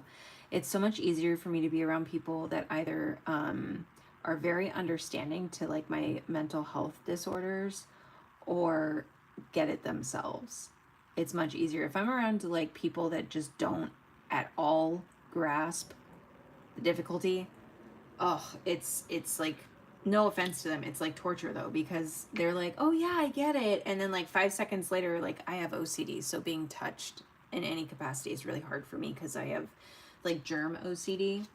And you know, like, oh yeah, I totally get it, and then they like come in for a hug and I'm like, did I just not explain to you 5 seconds ago that like hugs, touches are very uncomfortable for me? And you're like, ha ha ha.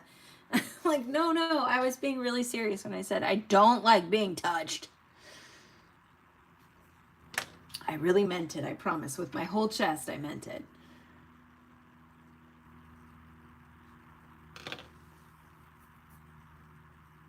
Yes, the mom guilt is so real. The mom guilt's real. I'm just really, I feel really fortunate that I at least, hi, hello. I feel fortunate that I have a partner who's a very like active participant.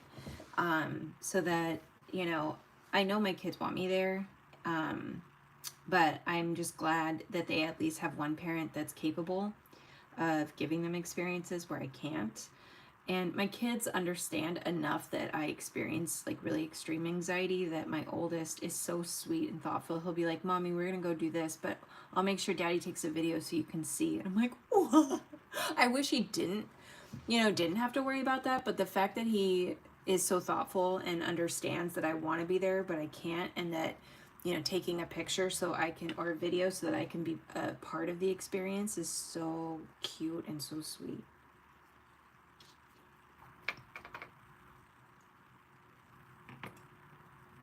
I appreciate that a lot, that he's so kind. I really wish he didn't even understand that about me. But my kids are also neurodivergent, so I suppose maybe they understand it because they themselves have their own struggles, you know?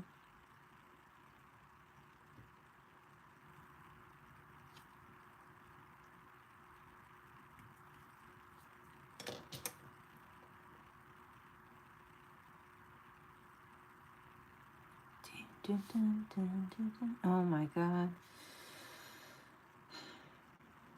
I gotta stop singing this song.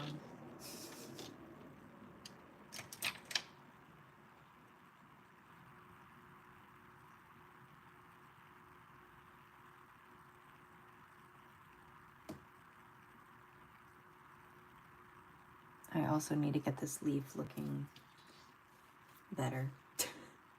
That's also a thing. I'm pretty proud of this though, considering that I'm not a clay artist at all. I feel pretty good about how some of this has turned out. Again, not to brag, I'm just saying I'm actually quite surprised by how it's turned out thus far. It has, however, taken me a lot longer than I thought it would, but not in a bad way. I think I almost always underestimate how long an art project's going to take me. And I feel like the things that I genuinely anticipate taking a long time, I overestimate how long it will take. It'd be nice if I could find a happy medium. Anxious introvert. Clumsy queens. Yes. Yes. Love it.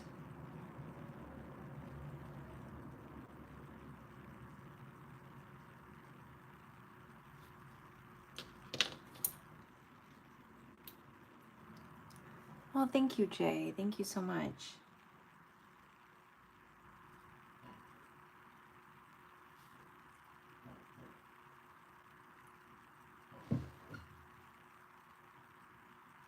You know, and I look forward to definitely figuring out what I could do better by the end. Like when I go to paint it and stuff, I'm sure I'll be able to see like where, you know, my work could have used more sculpting and in what ways. But this is a lot of fun. It's using, I feel like, maybe not a different part of my brain, but just like a different type of way of looking at things, because obviously typically I'm working on my iPad, so this is very like 3D, and it's making me think about how it's going to look from multiple angles and how to build on top. It's really cool. It's fun.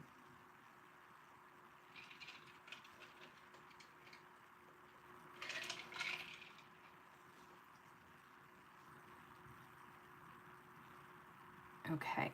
All right, guys, we're so close.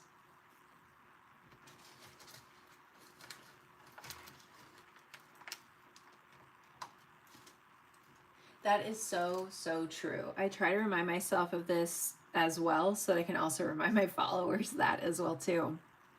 You're so right. Every expert was a beginner at one point. Absolutely. Absolutely.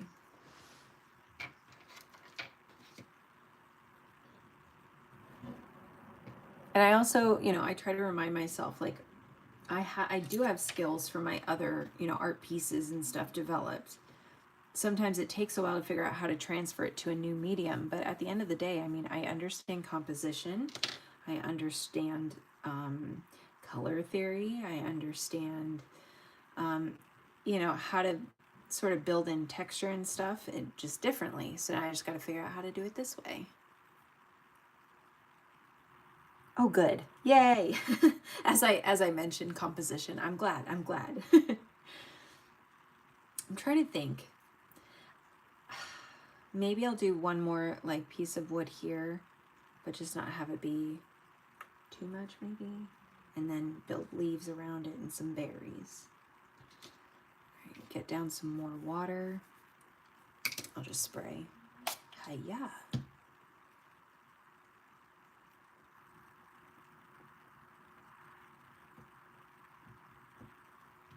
The end. We're all done, guys. No, I'm kidding.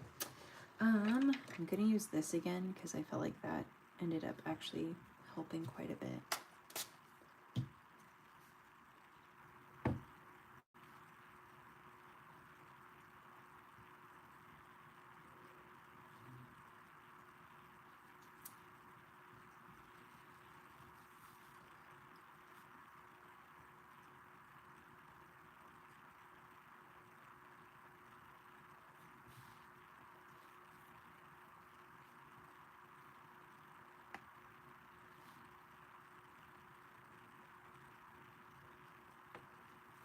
Just want to be careful not to accidentally get any of the other stuff I've worked on.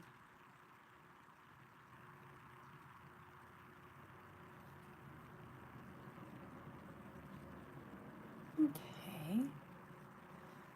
There we go. Now I can work on like adhering it more to the canvas.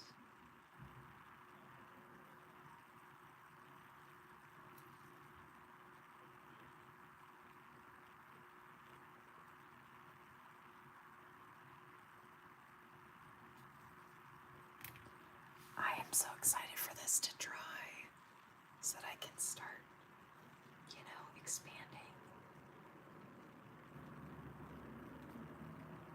I'm going to take lots of pictures of this as it is though, because in case I mess it up, I want to make sure I remember it fondly before I start messing with it.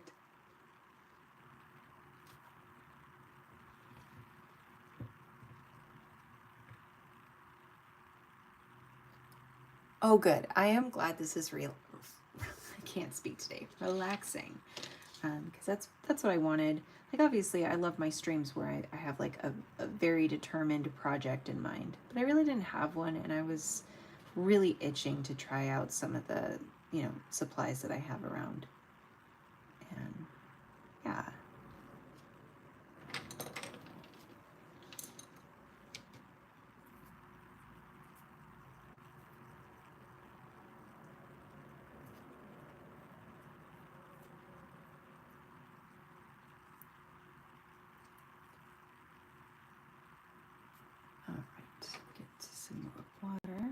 paint it right there.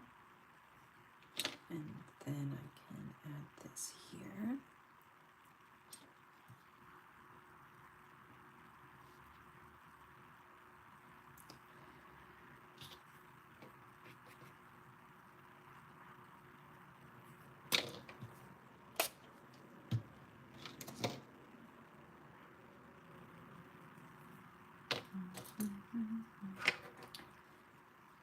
I absolutely need to listen to something else after this live, something that will take away this song that's stuck in my head. I haven't even listened to the Jungle Book, or not Jungle Book, sorry, The Lion King. I don't even know why it's stuck in my head. Where did it come from? Nobody knows.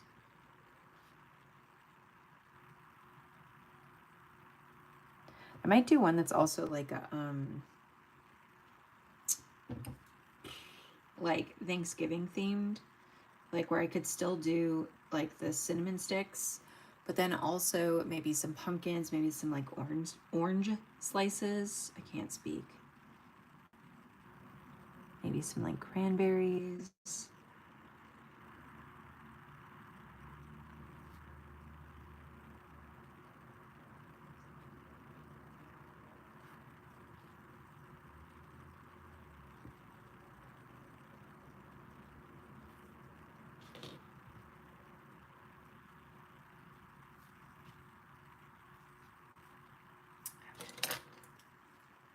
Grab this.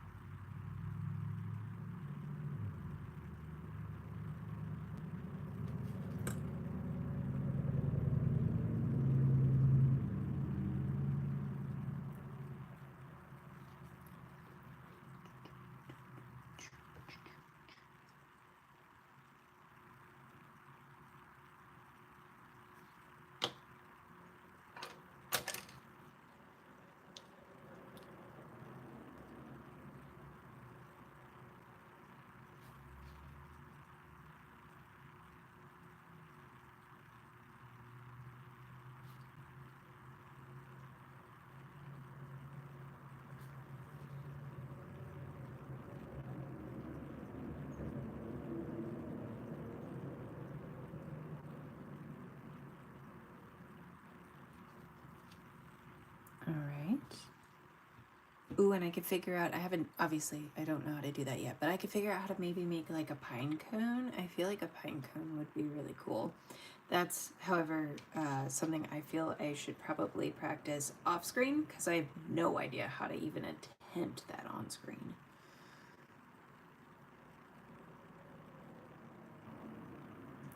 Yeah, it is. It's crazy. Like I can tell that like underneath the top layer, it's a little soft still. But I think it said that it can dry within 24 hours to 72 hours. You could use like a blow dryer or like a heat gun, but I would suggest if you do that, use it at very low heating and go very slow so it doesn't crack.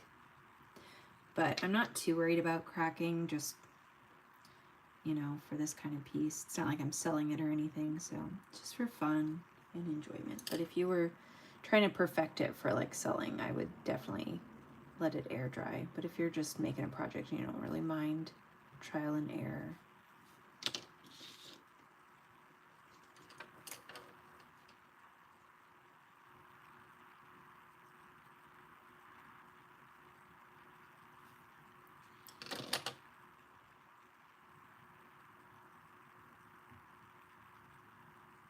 Right? I just, now that I've already got this done, I don't know that I could fit in a pine cone well, but I want to try it on another piece. I am definitely committed to that now. Like, I want a pine cone.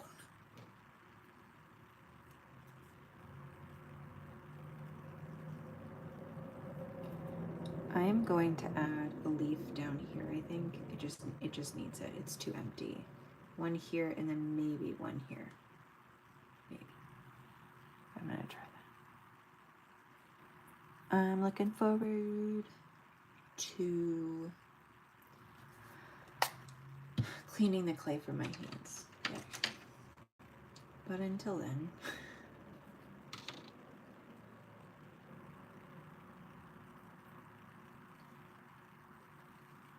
How are your guys' projects going? How are you feeling about what you're working on?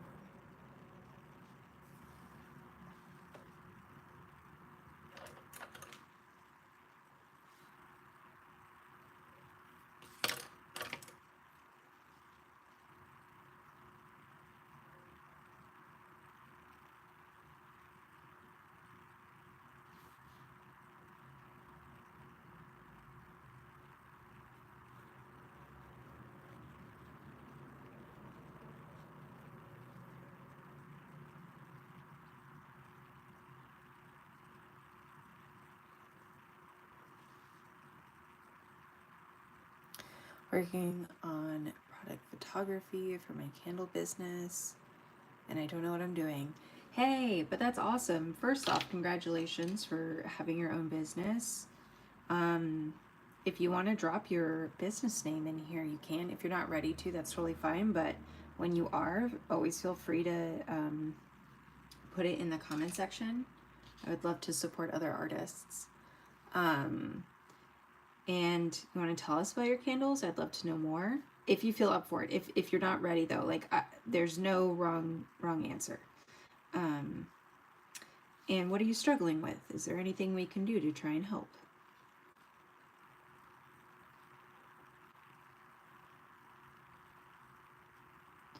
What I will say is none of us know what we're doing in the beginning.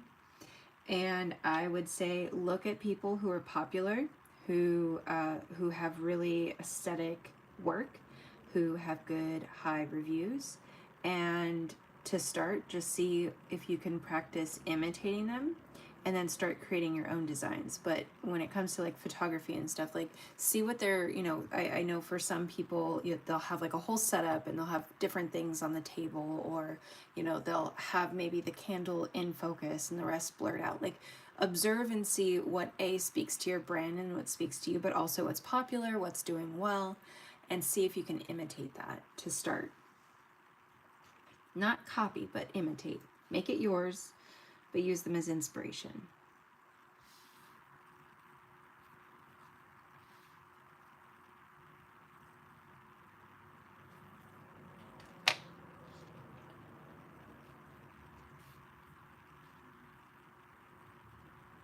That's what I did when I was making my Etsy shop. I'd never had an Etsy shop before. I never had a business where I was trying to sell physical products before. So I studied what similar people were selling similar things. I studied what they were doing, what I thought worked well for my brand, what I liked what they were doing. I also took notice of what I didn't like that they were doing, and why I didn't like it.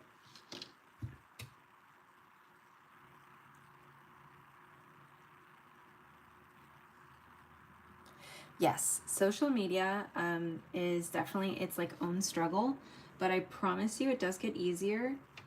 And at the end of the day, what I can say, because I've been a content creator for 4 years now, most important thing is try to remember that your product is you.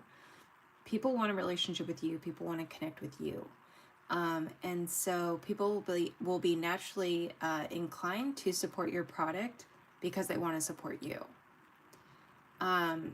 So show up on social media. Yes, of course you want to be professional, but also people just want to know you. People want to see you. People want to see your process. People want to understand why it inspires you. People also want to see you be human, make mistakes, all those things.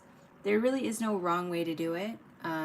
As much as I know we want to do it perfectly, but there really is no wrong way. It's just showing up as authentically as you can.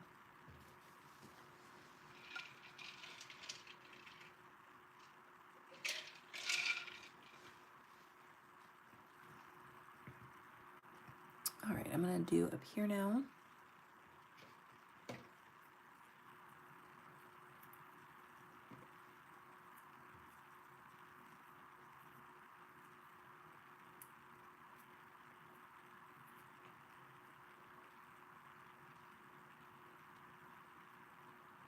I might even add just a little bit of thickness to this one. I feel like it's a little lopsided right now, where this side, this trunk is a little bit wider. So I'm just gonna add some water here.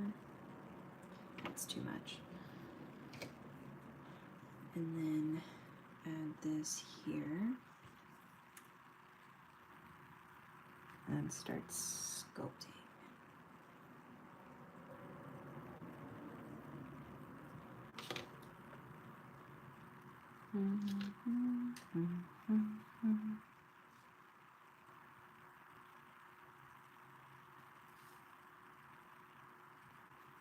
Also know there are going to be people, I'm sure you know this, but there are just going to be people that don't like your stuff.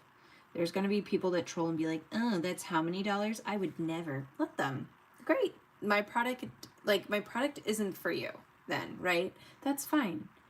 And the thing is, you want to find your audience. You want to find the people that are excited about your candles, right? If there's like some teenager who's 15 years old trolling you, of course they're not your audience. And if they're going to say mean stuff, block them, move on. They're 15 years old. It's not worth your time. If they're a middle-aged woman who's unhappy with life, block them. If they don't want your candles, fine. You don't need to buy my candles. They're not worth your time. They're not worth your energy. And there will be people that want to shit on you just because they can. And it has nothing to do with you. It's nothing to do with your product. It's just the internet. People feel emboldened to say and do whatever they want because they're hiding behind a screen and they don't realize likely the things people say to us on screen they would never say in person. If they did say it in person, people would be in shock, right? People would be astounded by their audacity.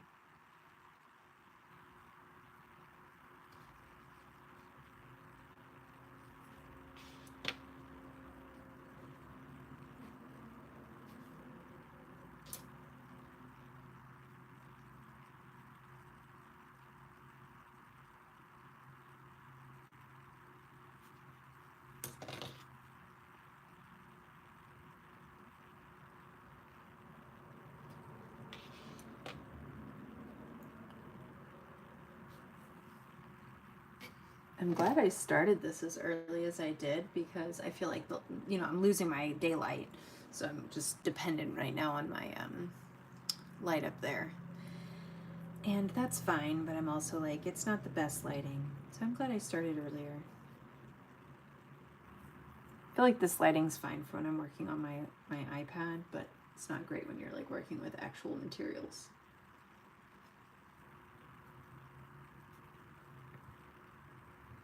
Alright, let's turn this bad boy upside down. And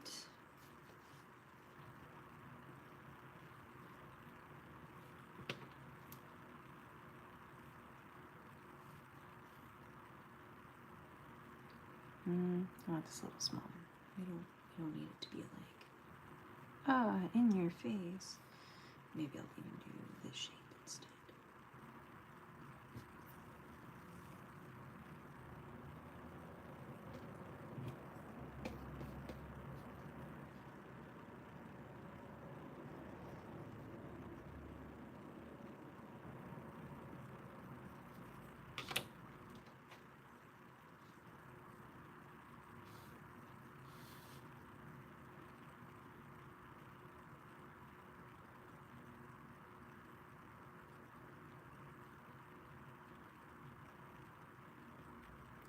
Awesome. I am so glad that you have support. It can be so hard sometimes for us to chase our dreams when we don't have it. So I'm very happy to hear that you have support. There will be tough days. Don't make decisions on tough days, okay? There will be days where you will likely want to give up or you'll be discouraged for whatever that reason may be, and just don't make any decisions on those days.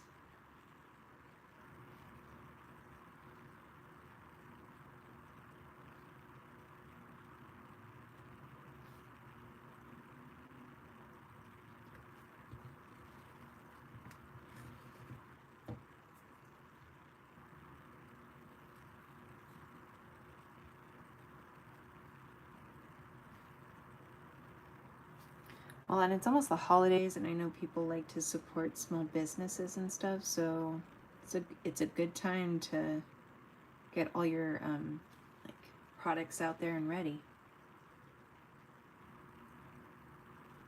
Small Business Saturdays.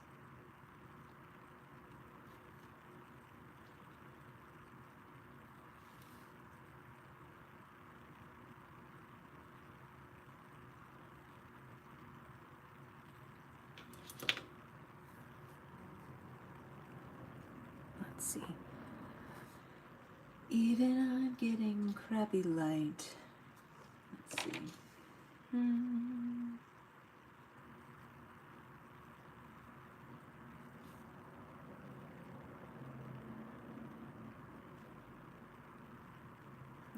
There we go.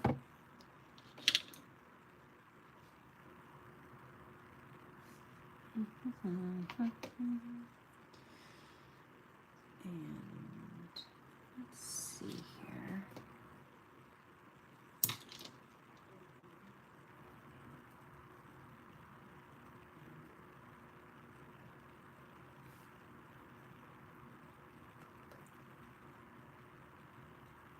Let's see, maybe if I move this light a little closer and also dim it, because that's just ridiculously bright.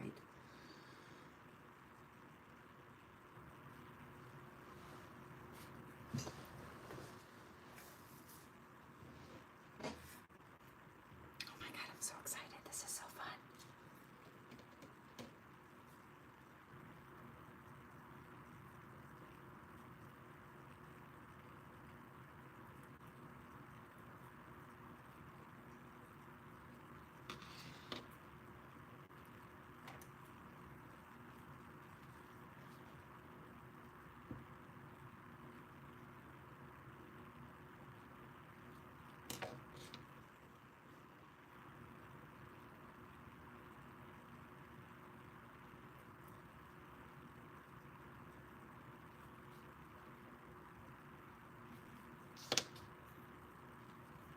Maybe this one.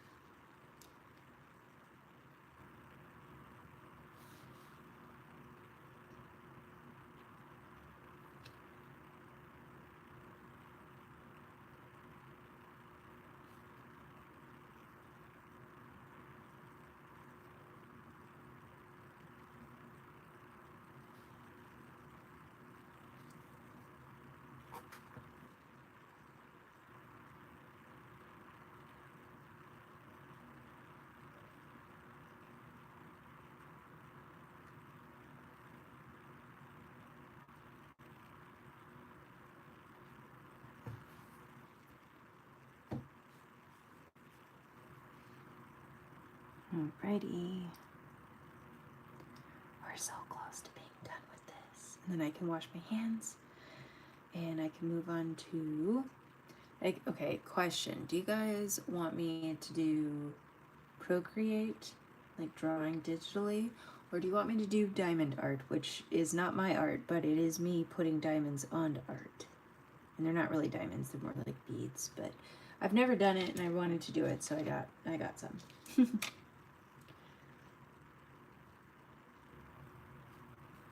And let's see, we'll go like this.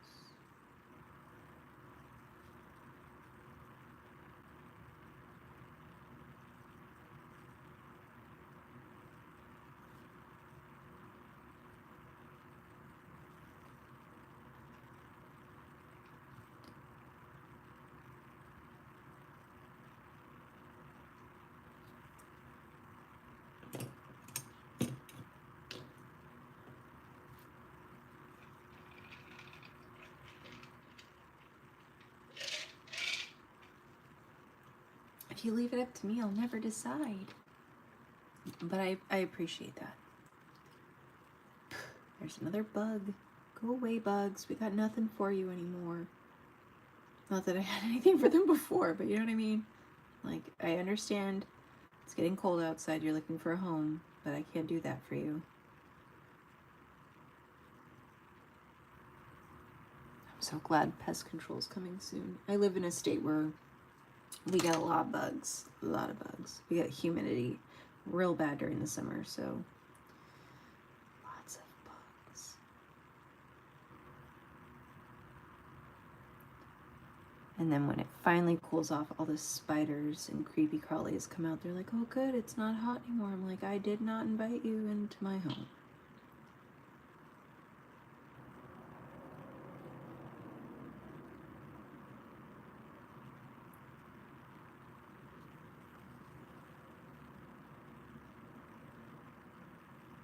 Okay, sure thing. Procreate it is.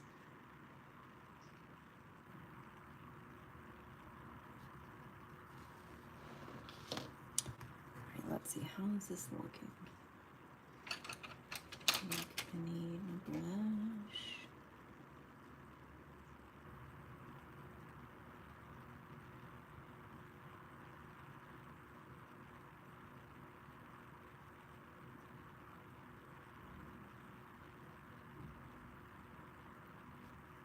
All right, I think.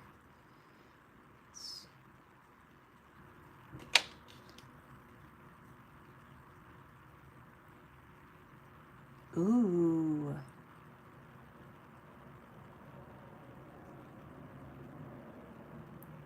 Ooh. I am a sucker for fall and winter scents.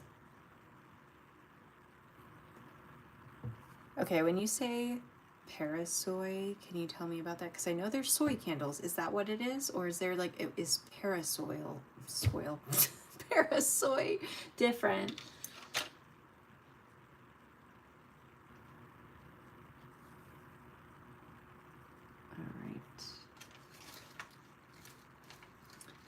And I'm gonna probably put like 2 like berries there.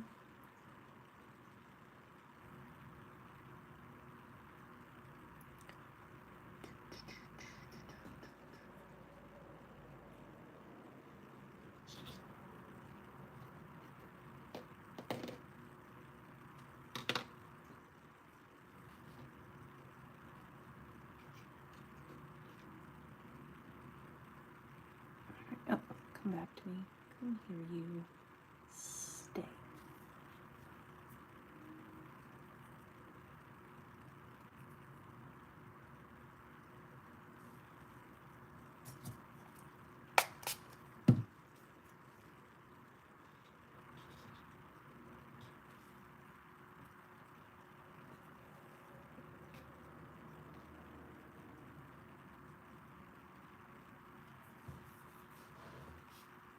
Okay.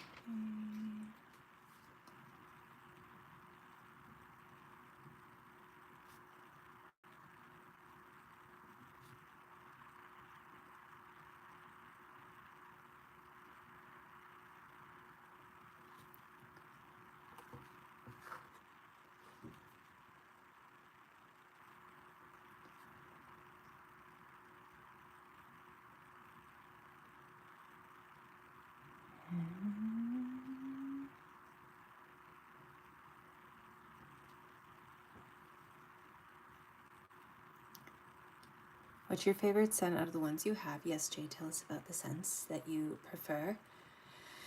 Oh gosh, anything pumpkin spice related. I love anything with like nutmeg in it.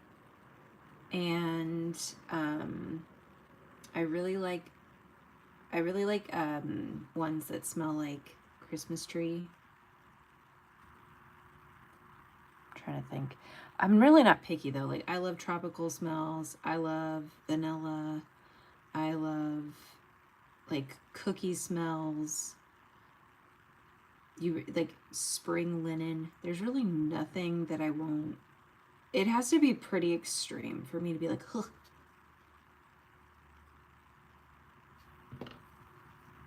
Obviously, I've run into those at the store, but I like a lot of different scents. However, I will say I'm very so I am very like sensor. I get easily overwhelmed by senses, so I have to take them in small doses. Like I love smells, but I also can be really easily overwhelmed by them.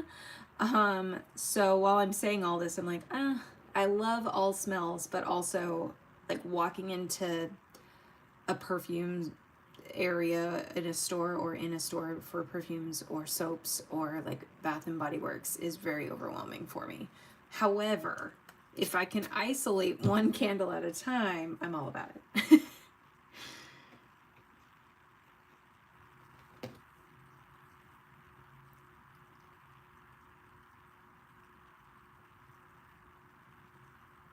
Oh, that is so cool. That's awesome.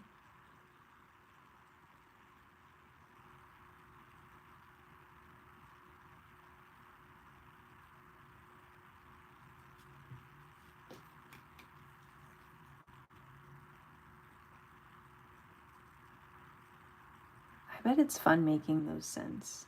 Like deciding how you want it to all come together. Like what, because scent obviously is very much a sensory experience, and a lot of people remember through smell. So I bet it's fun being able to like come up with those decisions of like what people experience.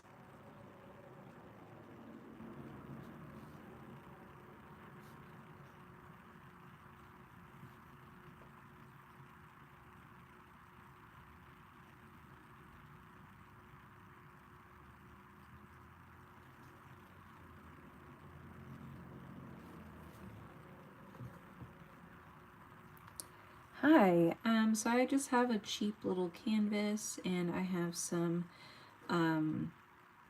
clay, air drying clay, and I am just adding a sort of a frame around the canvas. I do plan on painting all of it and then also painting like a deer in the middle, sort of like a winter scene. But yes, my favorites are dessert type ones. Ooh, yes, yes. Okay, tell me about which desserts you like to smell. Ooh, yes, citrus. Oh, I do like citrus. It's very refreshing.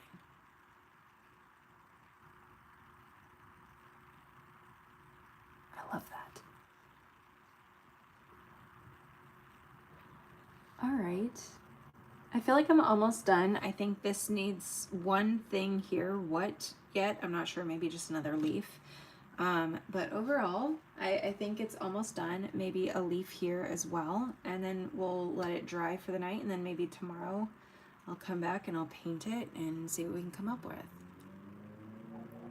Oh, thank you. So I just recently got into polymer clay, and I was looking on Pinterest for inspiration, and I found, you know, other things with clay, and I saw some people were making like 3D images on on canvas using clay, and I was like, cool, like I want to try that.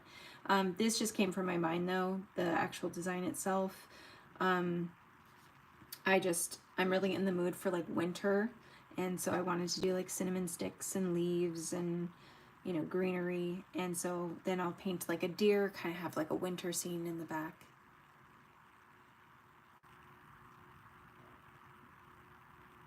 Oh, thank you, thank you. Much appreciate that. Ooh, apple cinnamon. Oh, yes. Yes. Anything that's like apple pie, pumpkin pie, pecan pie. You know, I'm kind of down. Like I said, I really love the smell of like cinnamon. It's a big, cinnamon and nutmeg. Nutmeg, I figured out, is actually the smell that I like the most, but I do like cinnamon.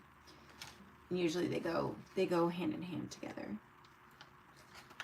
I have used so little clay. I am going to have so many projects that I will be able to do with this. Holy buckets, that's amazing.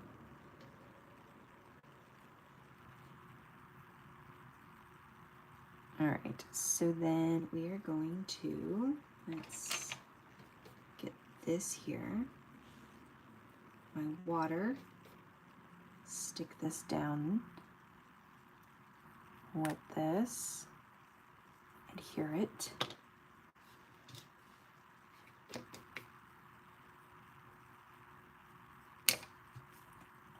Spray.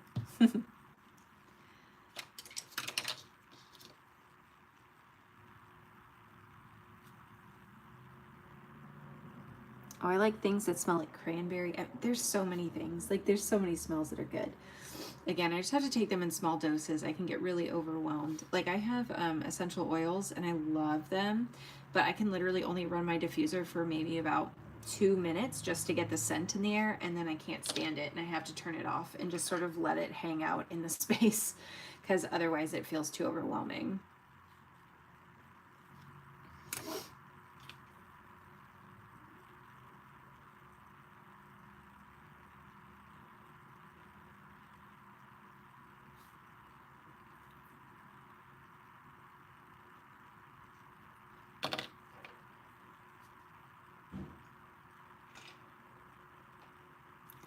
I've never heard the phrase holy buckets. I usually say holy buckets because I have kids, you know, and it just stuck. Like, the amount of times that I've wanted to say holy shit because I'm just overwhelmed. And I will say holy buckets. Oh.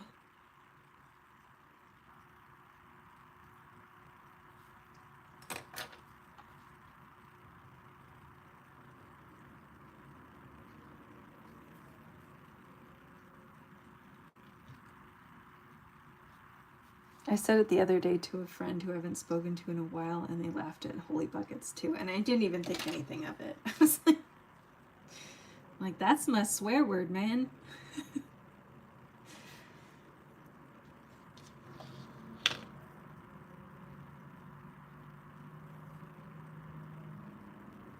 All right, another sip of the wine.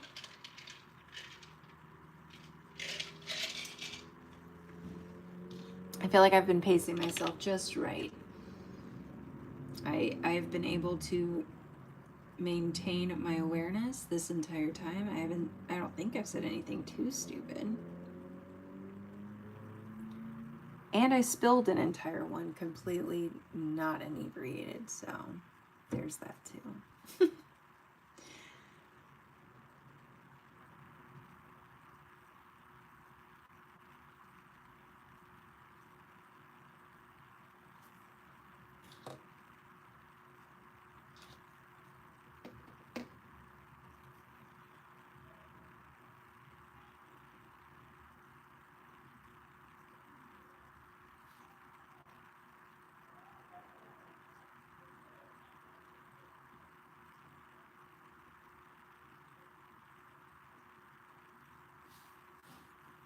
Okay. I'm really interested. Gonna get a little deep here, guys. But I'm definitely interested to know how my seasonal depression is going to be this year, because this year I've been really immersed in my art, and I feel like my art used to be a coping mechanism that helped me stay afloat. And since it's sort of like my work now, I'm like, I wonder if I'm going to be okay. I wonder if this is going to be manageable this year. That would be lovely.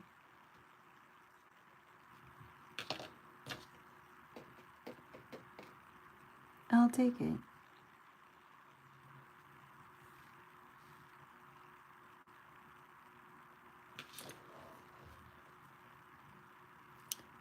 All right, so we've got this down, and I think the only other thing I'm gonna add then is just something here. What, you ask? I don't know, but I will figure it out. And then I'm done with this. I already have clay here, so I can use that. Add some water to it. Let's see, what should I do?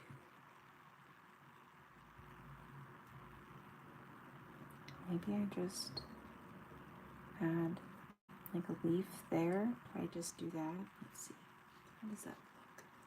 Composition wise. It's a little too big.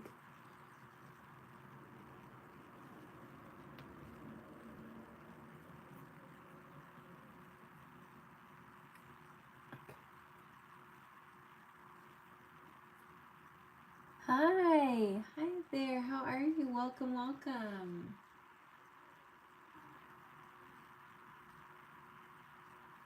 Okay, is it okay? Okay, how do I pronounce your name? Is it Letitia? Am I saying that right? Oh gosh, I'm so sorry. I'm a very phonetic person. So if you can help me out, I would love to know how to pronounce your name. Okay, let's see. Last piece.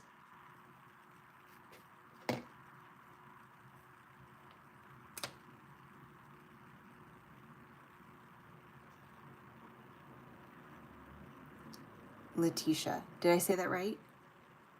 Letitia.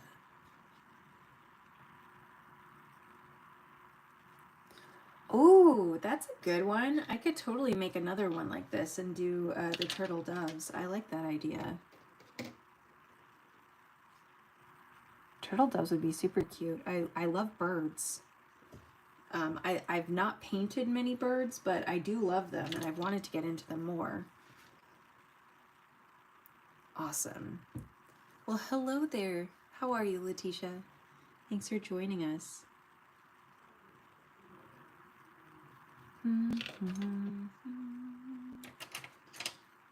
This one. Oh, sorry, I didn't mean to hit the camera. It's like winter theme. It's bordering on Christmas. I'm trying not to go too Christmassy too soon, but it's definitely like winter. I wanted it to have cinnamon and berries and like green leaves, forest, and I want to in the middle, once all this is dry, I want to paint a deer, a nice woodland creature.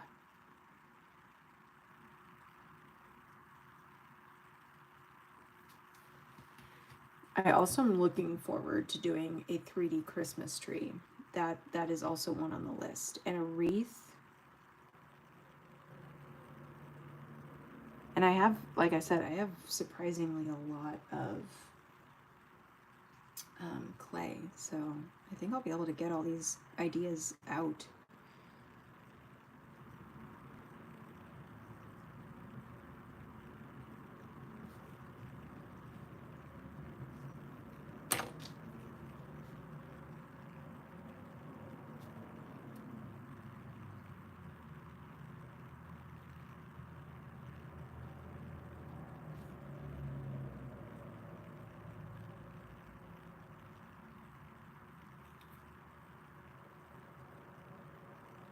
I think with this, I'm thinking more Yule than I am Christmas, if I'm being honest.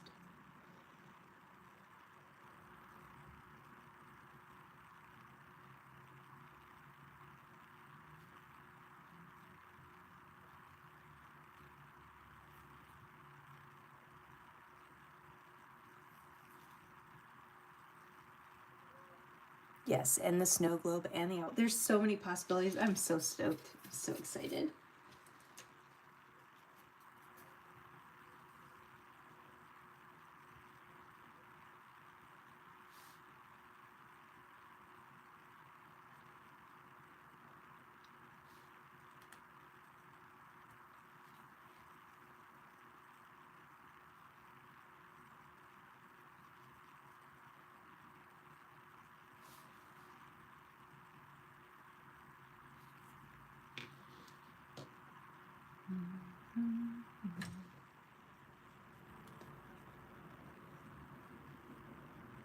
Tired, worked all day. Oh, I hope that you get to rest now and that it's peaceful.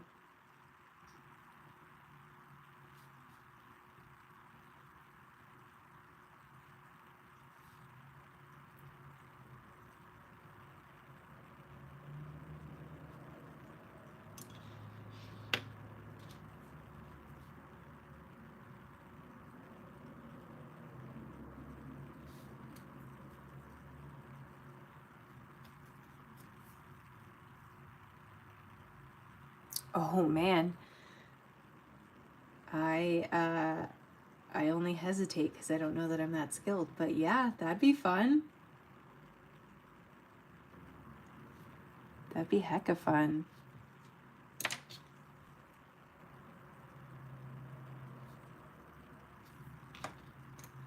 Oh, there's so many. This is why I need to start in November. It's not that I'm like trying to push Christmas on anyone, let alone early. It's that there's so many things and art takes so much time. It's hard to wait until December 1st to get started because there's just not enough days in the month to be able to do all the projects that my heart desires.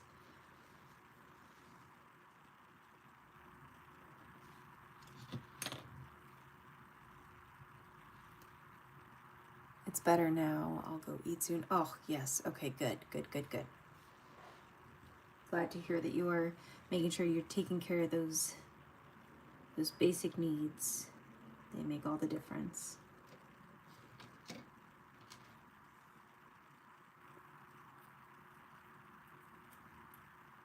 I just found a piece of clay that was just, it's dry. It's just dry. It was just found on the side, abandoned. My apologies, clay. I didn't see you there. Okay, put this here. This little clay there.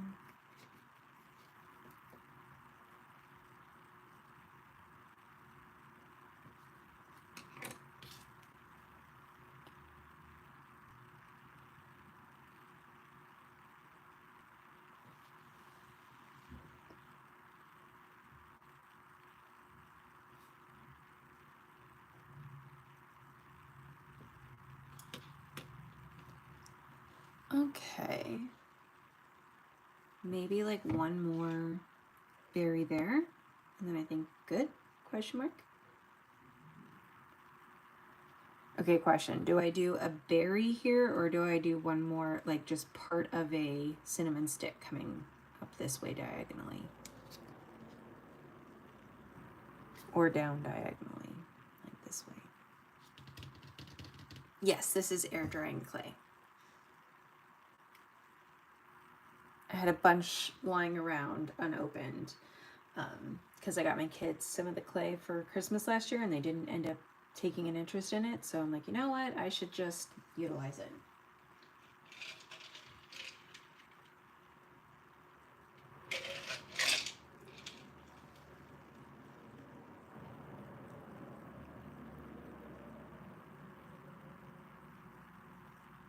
It's been fun. Okay, all right. Let's see if I can handle doing another cinnamon stick.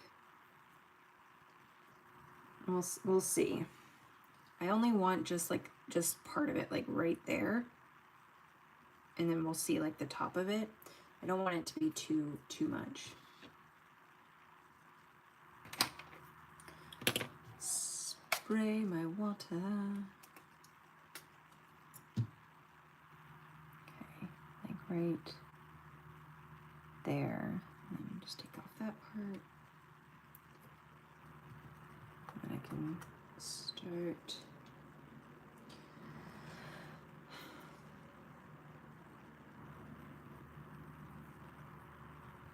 sculpting this to the canvas.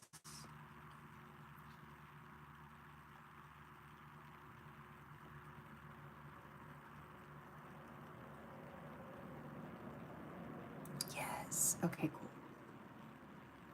Cinnamon stick.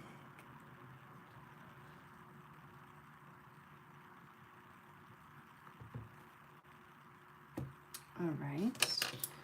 We're gonna try and push this down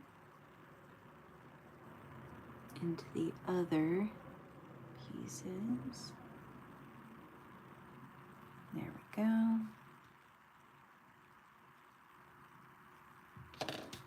Take my brush, get water on it.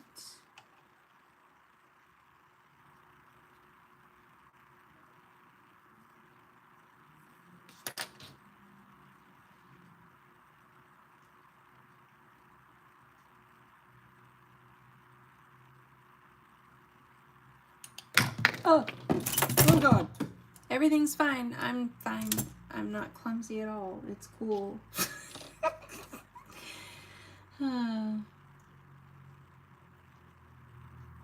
If you stay with me long enough, you'll see just how clumsy I can be.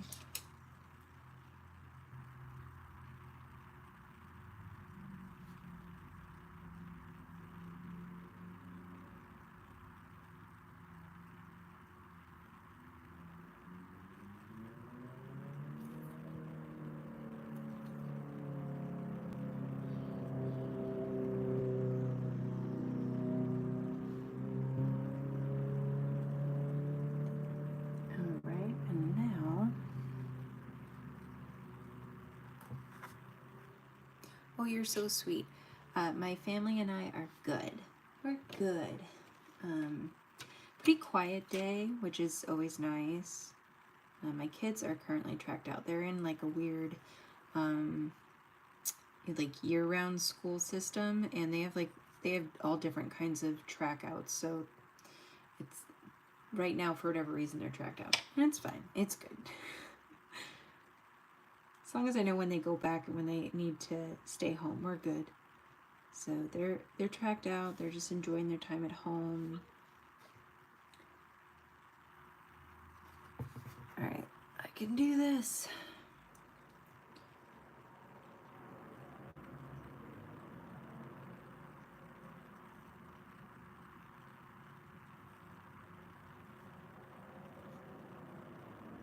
Yeah, nice quiet day. I just went grocery shopping, you know, just normal, everyday, mundane life stuff. But it's, I have no complaints because there's nothing better than when life is consistent.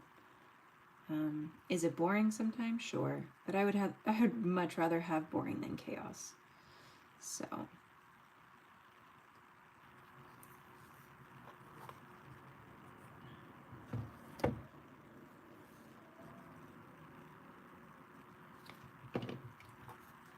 Let me cut off some ends. Okay. Halloween was very good. At least it wasn't the wine, so true. It was very good. It was our first like real Halloween because my husband and I used to live out in the country, so we only had like 2 neighbors. And so the first year our son was a newborn, so there really wasn't like a point in going. We also don't live anywhere near family because we wanted to get away from family. So our first year we didn't really have a reason. Second year my son was still too young and we still lived out in the country, so there's just really not much to do. Third year we moved to this neighborhood that we're currently in, and my oldest has what's called ARFID. It's like a type of eating disorder. It was added to the DSM-5 in 2013. Not too many people are aware of it or know what it is, but he has that, and so he does not like candy. He has no interest in candy, so there was really no point in taking him trick-or-treating. We did take him to like 3 houses before he was done with it the first year, so that was like year 3 that we tried to take him. And then year 4 was the pandemic, so we didn't go out. And then we had his younger brother. His younger brother was too young to go out, so, and he still didn't like candy.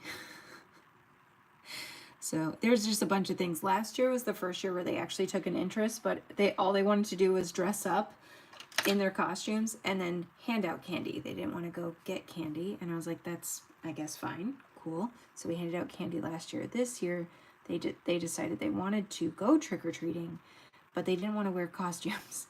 So they went in their normal clothes, but they had a great time. It was awesome. Yeah, it was nice.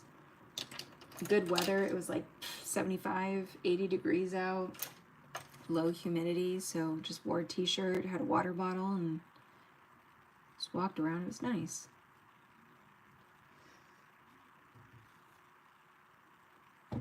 Okay. How are we feeling? Is there any spot that needs attention, or you think it's good for now to like dry and then add stuff in later? I said that, and then I feel like this part needs just like one thing there, just like maybe a leaf, just like right there, just to help break it up, and then I think that's it. I say that, and then, you know, But yeah, my kids are funny. They're very neurodivergent. So costumes, like they can't handle like the textures, and they're very particular about their clothes. My youngest tried to wear a mask for all of like 30 seconds and couldn't stand it, and we're like, okay, that's fine. And we tried to get our oldest like to at least wear, he has like a Minecraft jacket where like you pull up the hood, and then when you zip up the hood, it has like little eye holes where the kids can see through, like a mesh, and so he looks like a creeper. And he wouldn't even wear that. Like he was like, no. We're like, oh, okay, that's fine.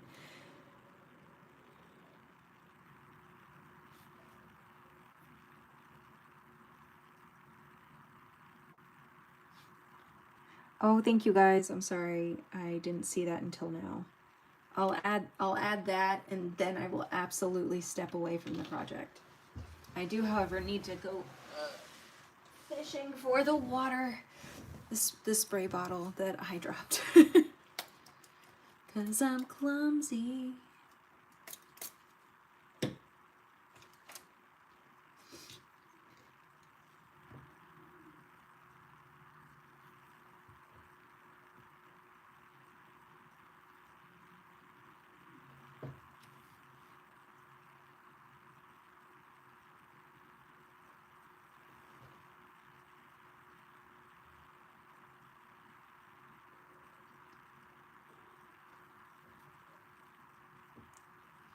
And I think the only other benefit too, like that I can think of about Halloween and my kid not liking candy, is that I love candy. So he went trick-or-treating, and I was like, can I have your candy? And he was like, yeah. I was like, sweet, thank you. I'll take it.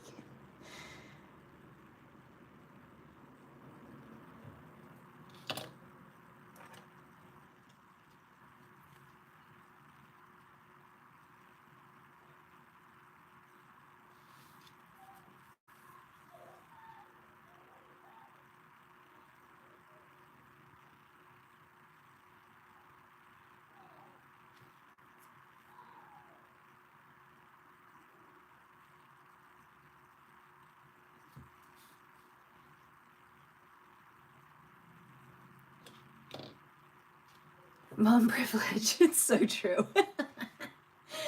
It's one heck of a mom privilege. I don't know that all moms can say that, but it's one I'm going to enjoy for now. Although I do hope one day he enjoys candy. Until then, I will happily eat his.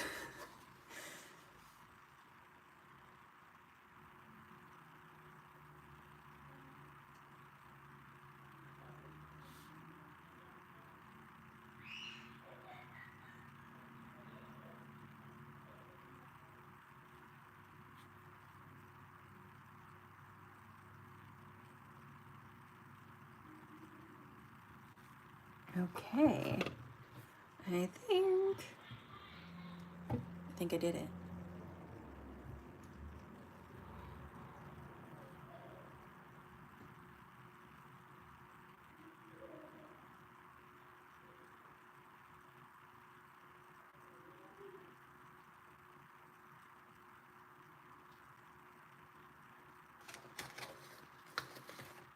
Oh, thank you.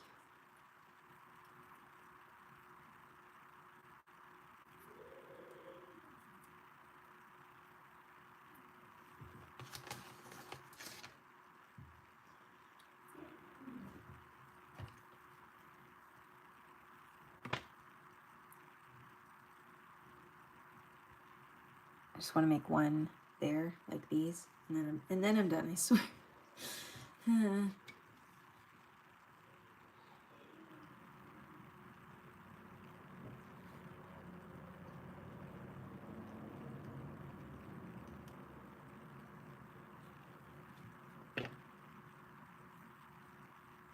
Or is that too much? Oh god.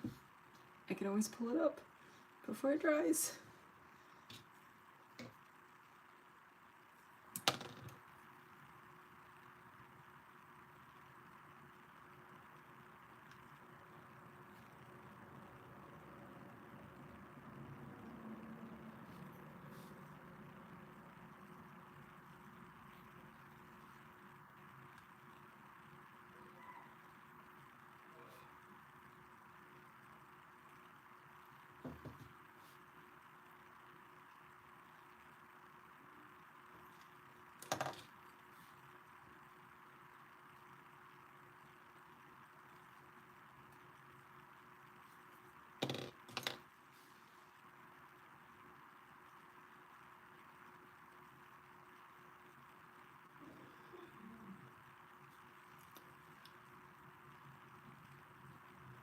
I know, right?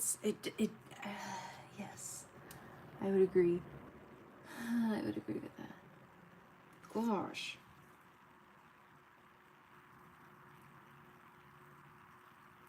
I need this to smooth out. Why are you being such a butthead right now? Thank you. Okay. And we're just gonna.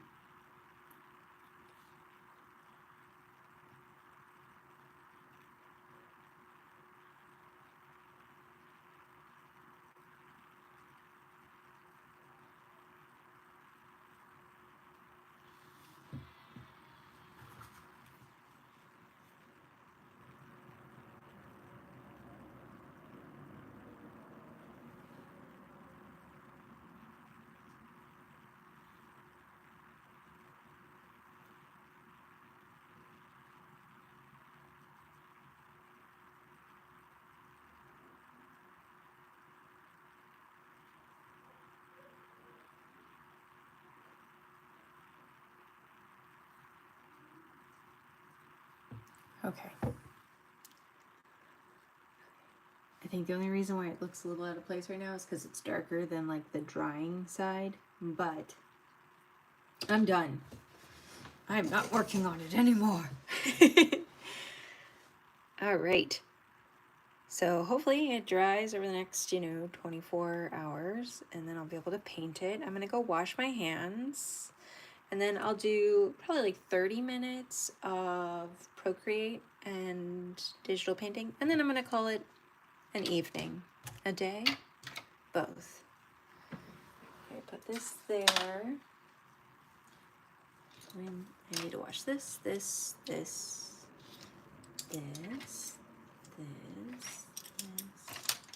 basically all of it. Okay, I will be right back.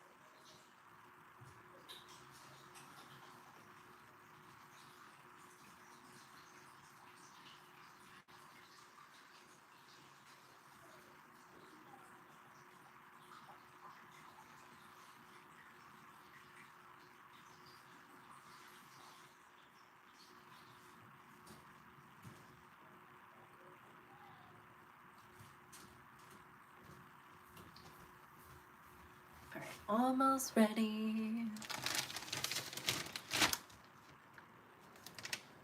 I have to wash my hands one more time because they are refusing to let go. Some of it's come off, but some of it's really refusing.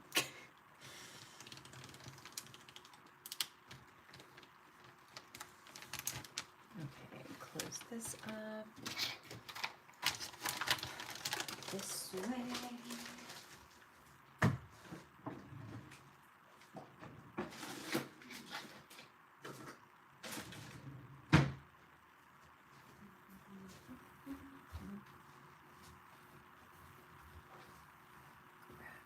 This. Yes, it is the worst part.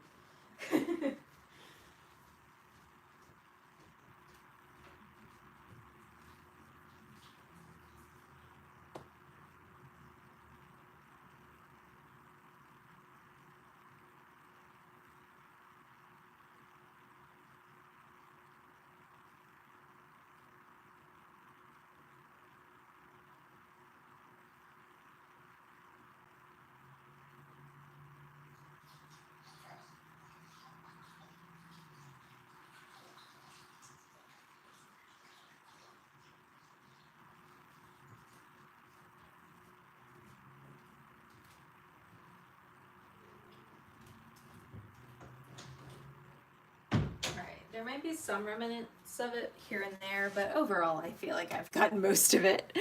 Oh. Okay. I'm so excited. I can't wait to show my husband. He has no idea that I could do clay. He's about to find All right, let's put this somewhere I can't fuck it up. Like over here.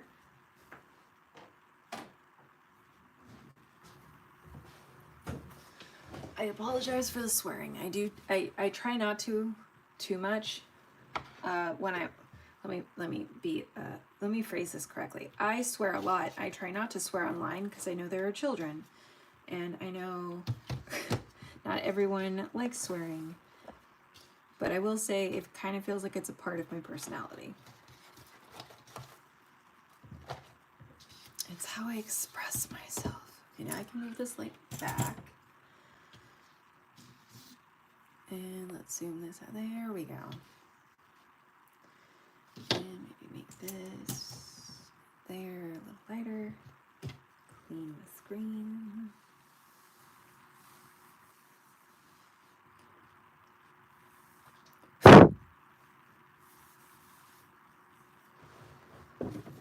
Ow. Clumsiness for the win. Oh, it's so much easier to grab my drinks.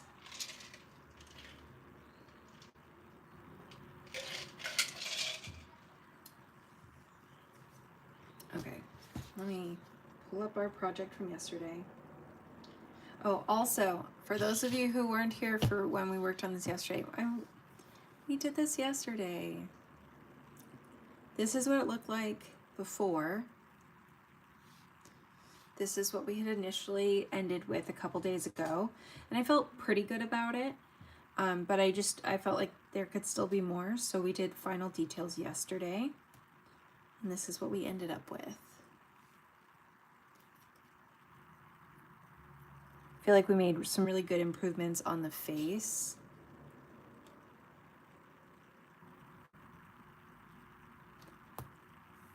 As well as the window pane. Yeah. So that is what we landed on. And then we started working on a different project, which was a pumpkin pie design. Because I'm all about the pumpkin pie. Oh, thank you, thank you.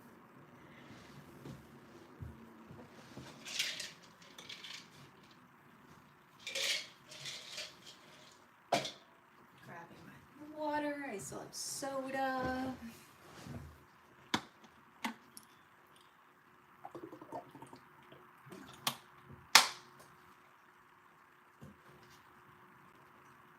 Thank you. Let me see if I can get, let's see. Does adjusting that light make it a little easier on your guys' eyeballs?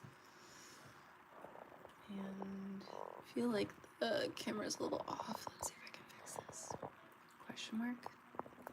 Really need to get a background that doesn't have lines. That's what I'm working on next.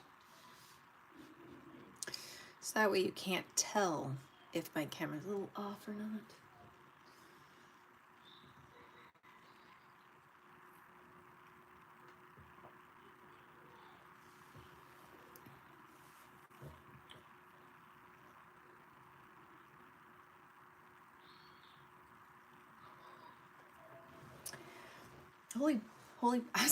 Holy buckets, guys.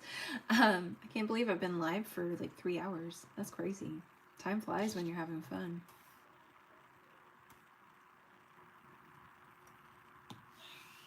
Alright, so for this one, I'm just gonna angle it just a tiny bit.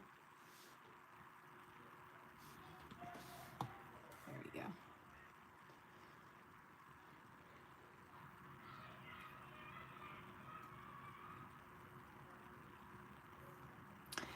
And I will hand paint some of these and then I'll just duplicate at a certain point. I'll put this in here.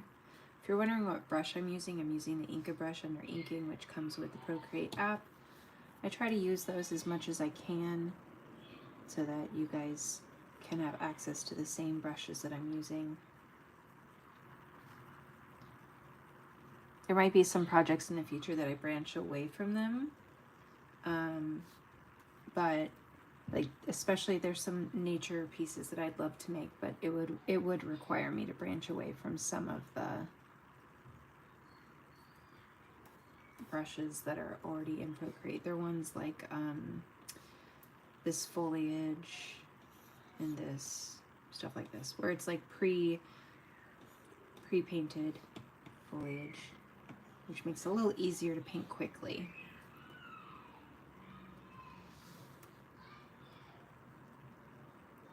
Hello, hi there. It has been 3 hours. It says I've been on here for 100. It's about to be 190 minutes. Unless my math is wrong, right? 3 times 60 is 180, right? Here I am second guessing myself, but it's fine, it's fine.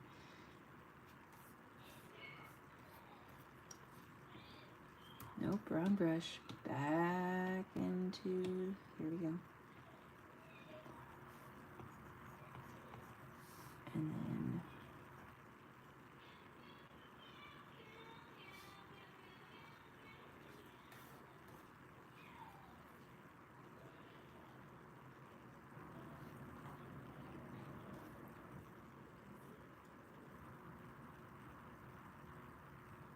that's awesome. I've taken pictures, cleaned up, ate dinner since I started watching the slide. That's good. That's good. I'm glad you've been productive.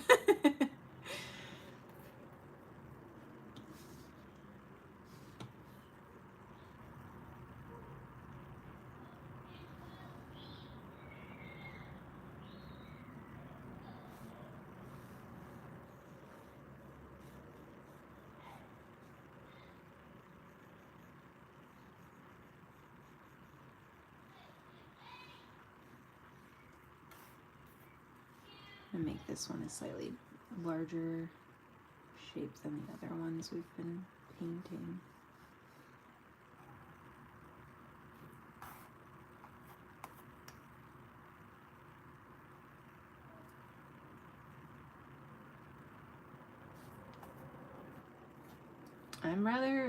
I'm surprised that I've been able to hold on this long. I think it's because though that project was so like labor intensive, and I'm not going to break this project up into multiple days of clay. I was determined.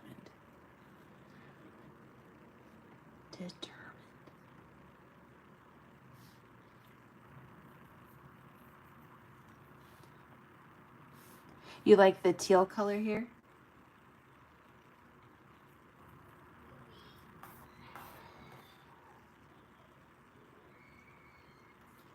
I think I need to, last night it sounded like such a good idea, but it wasn't. I'm just gonna paint over this.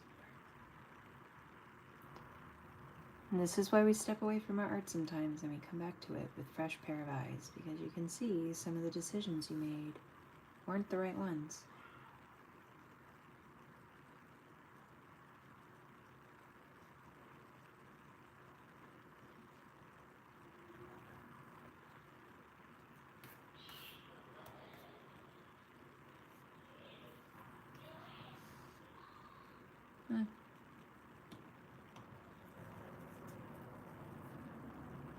Ah. Here we go. I like this color too. I wasn't expecting it to really make a big splash in this piece, but it's definitely adding. I'm liking it. I'm wondering if I can get away with adding it in another way as well. Okay. Because I have it here. Wondering if I can get away with maybe adding it to, which one are you on? There it is.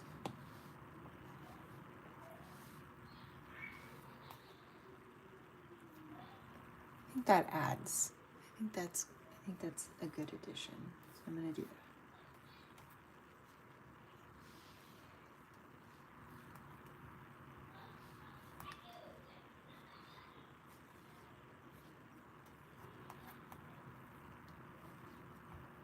Good Lord, my line work today. It's fine.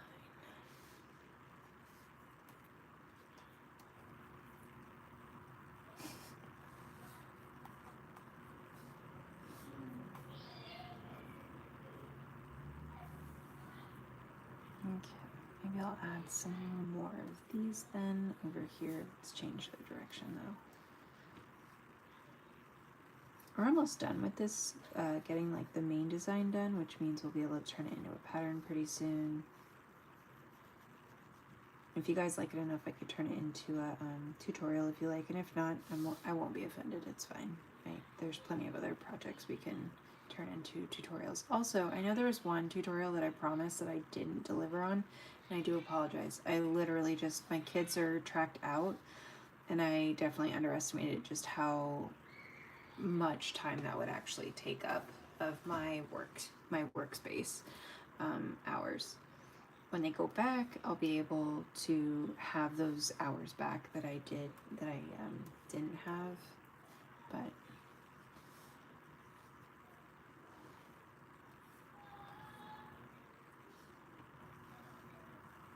I don't like to say I'm going to do something and then not follow through with it, you know? So I do apologize if you were waiting for a tutorial on this and then I didn't deliver.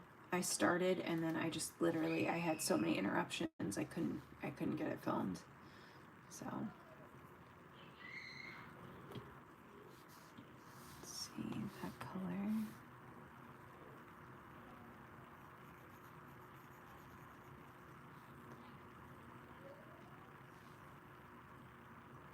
So when my kids are fully in school, yes, I do this full time. When my kids are out of school, I would say probably like 20 hours a week. But yes, I do this full time. Now, I'm not currently getting any money from it, but I've been working on monetization. I'm really close to meeting all the requirements for monetization on YouTube.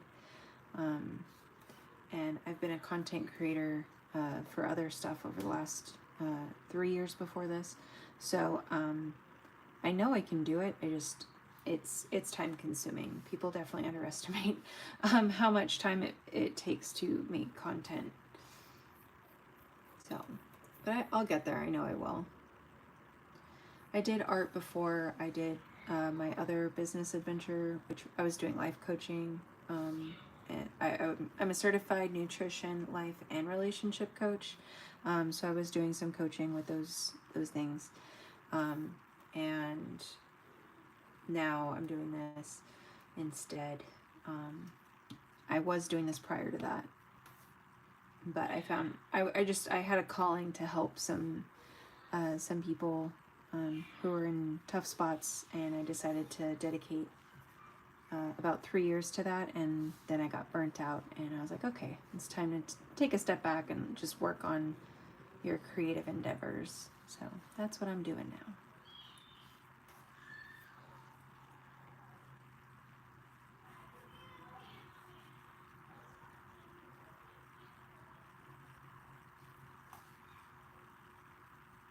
Oh, thank you. Thank you.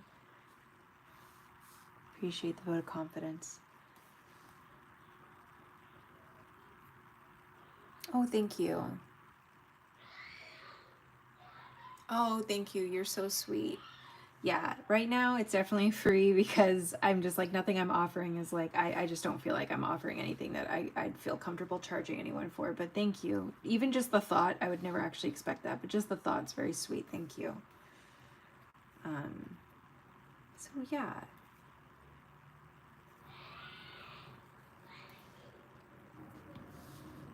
I would also say, like, if I'm being completely honest, oh, look at that. There's a weird yellow there.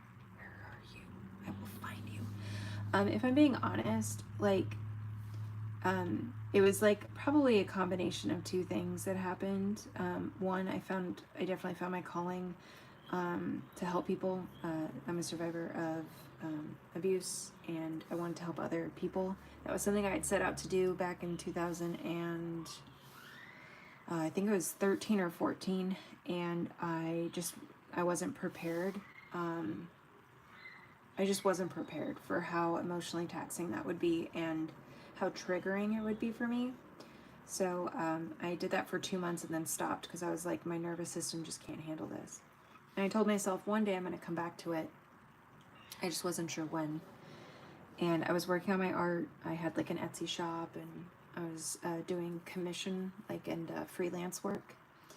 And I was on TikTok, and I would do lives like this where I would draw and I would just talk about life like I normally do. But we talk about, abuse and healing. And before I knew it, I had more followers for healing content than I did for my art content.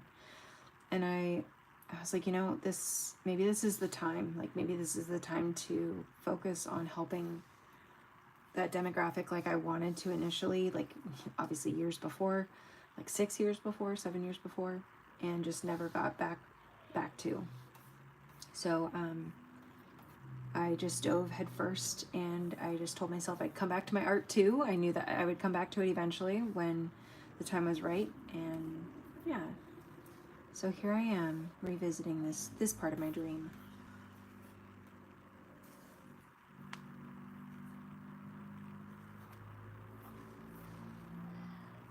I think there was probably a part of me too that hadn't worked through some of my own self-doubt in my own art.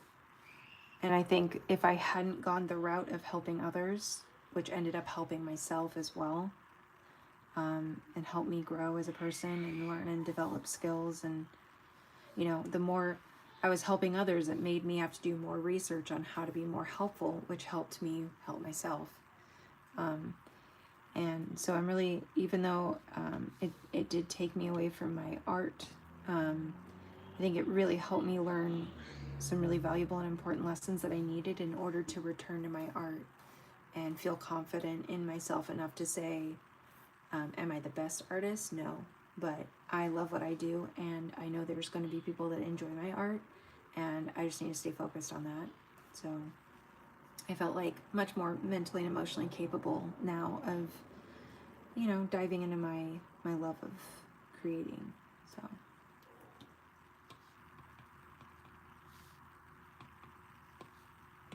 life is a journey.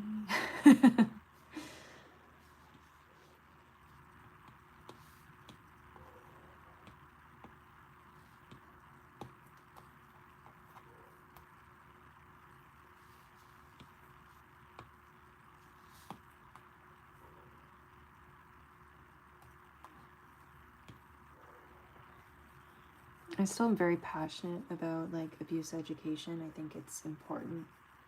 I think there's a lot of people that experience it and don't know it. I didn't know. I had no idea. I knew my home life was weird, different, wasn't like others. I wanted my life to be like others, but it wasn't. But I don't know that I ever consciously thought it was abuse. I remember thinking it's wrong. I remember thinking this doesn't feel right. But I just didn't have the vernacular. I didn't have the courage. I didn't have the support to be able to say this, what's happened to me is in fact wrong. And here are some ways to define why it's wrong. That didn't come until I was in therapy in 2014. And my therapist was the one that had to tell me that what I was actively experiencing at that time, not just my past, but what I was actively experiencing was a form of abuse. And that was just wild to me. I'm like, wait, what? Because I'm like, this, are you sure? Because I've experienced this my whole life. This is just the current person doing it to me.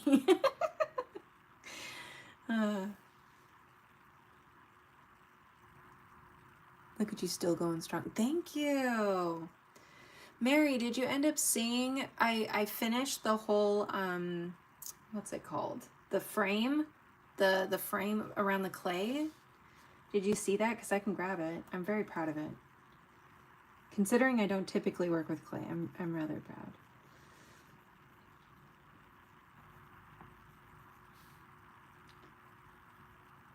But, the amount of people that excused the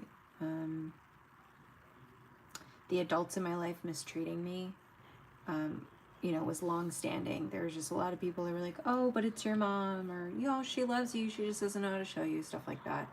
All the things that enable abusers and make it so that the victim has to adapt their behavior around the abuser and tolerate and accept abuse. I mean, when you have everyone around you saying, oh, this is love, they don't know how to do it better, but this is love, you start accepting that behavior as love.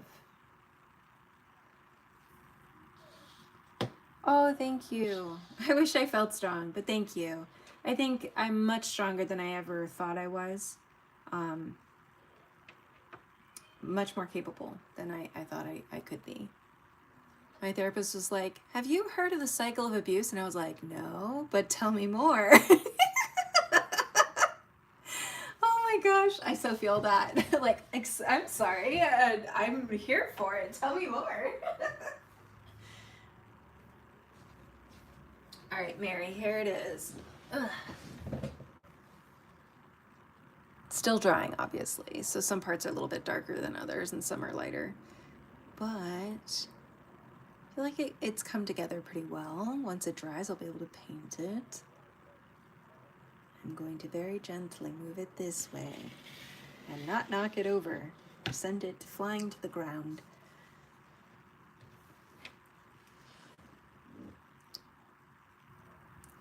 Yes, very much. I have found that there are a lot of people that will say, you know, if I were in a romantic relationship, people would shame me and say, I can't believe you stayed. Why are you staying? I can't believe you put up with that. Oh, if I were you, I would never let anyone treat me like that.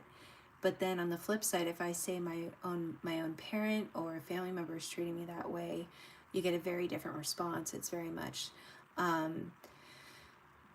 oh, but your family's everything. Oh, they probably don't mean it. Oh, they're doing the best they can. You know, there's a lot of excuses rather than accountability to the behavior. And, you know, and then we end up teaching people to accept that kind of behavior from people. It ends up translating to workspaces and friendships and romantic partners, and you can experience it in places that you think you'll be safe, like maybe church or hospitals. You know, there's so many different ways that it can. You have no. Oh, thank you, Miss Mary. Thank you. Thank you. I had a lot of fun with that. But you know, it can. It's out of control, the amount of people that will condition without meaning to. I think there's a lot of good meaning people that want to believe that people are inherently good, and I want to believe that too. I do believe that. But I also know too that if someone has a pattern of mistreating me, if people have a collective pattern across all of their relationships and all of their behavior, I need to accept the pattern for what it is and take a good step back to protect myself. I can hold hope and wish them nothing but the best and wish them well and hope they end up one day wanting to help themselves and get better. But until then, I'm going to keep myself at a very safe distance.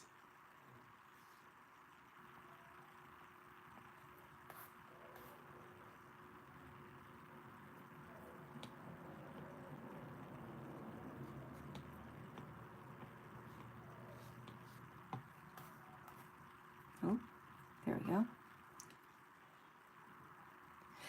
All right, have a wonderful dinner, maybe? Dinner, lunch? I'm not sure where you're located, but I hope you have a wonderful meal. Thank you so much for spending time with us, Letitia.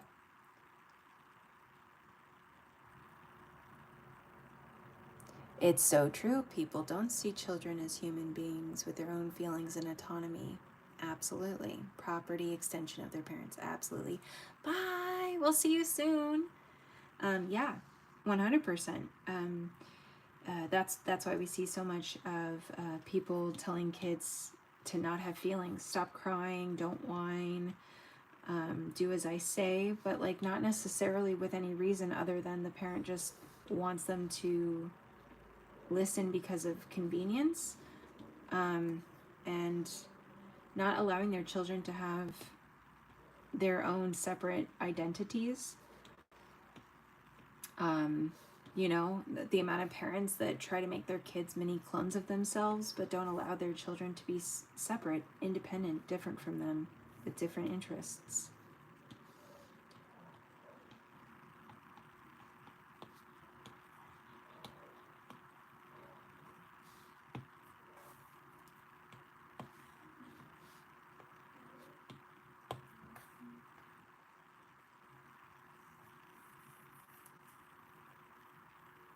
You're very welcome. Thank you, thank you. We enjoy having you here with us. Yes, too many people think having kids means owning kids. Yeah, and then we have a legal system that enables it. Very true. Very true. Honestly, some of my proudest moments as a parent is when my kid talks back to me. And I don't mean disrespectfully, I mean just challenging me. I mean having a thought and going, I have feelings and thoughts about this and I want to be heard. I love that. I never would have done that as a kid. I was too scared. I wasn't allowed to have those moments. And when I did, or if I tried to, I was severely, punished or yelled at or scared into submission.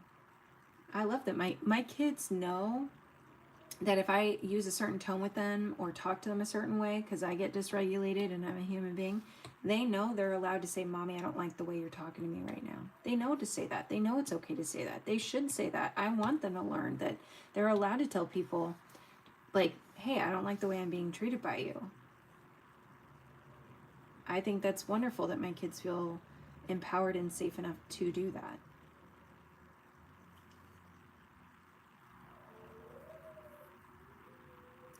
I was thinking about turning this into a tutorial if enough people wanted it. Are you wanting this to be a tutorial?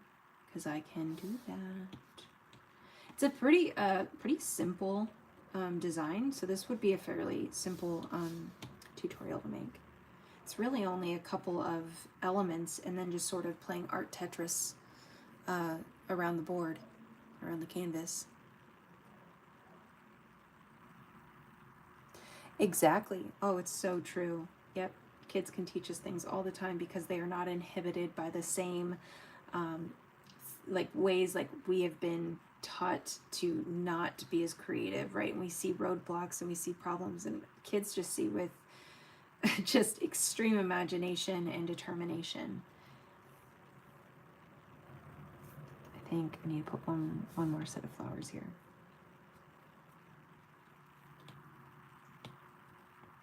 Maybe just those two. Copy and move.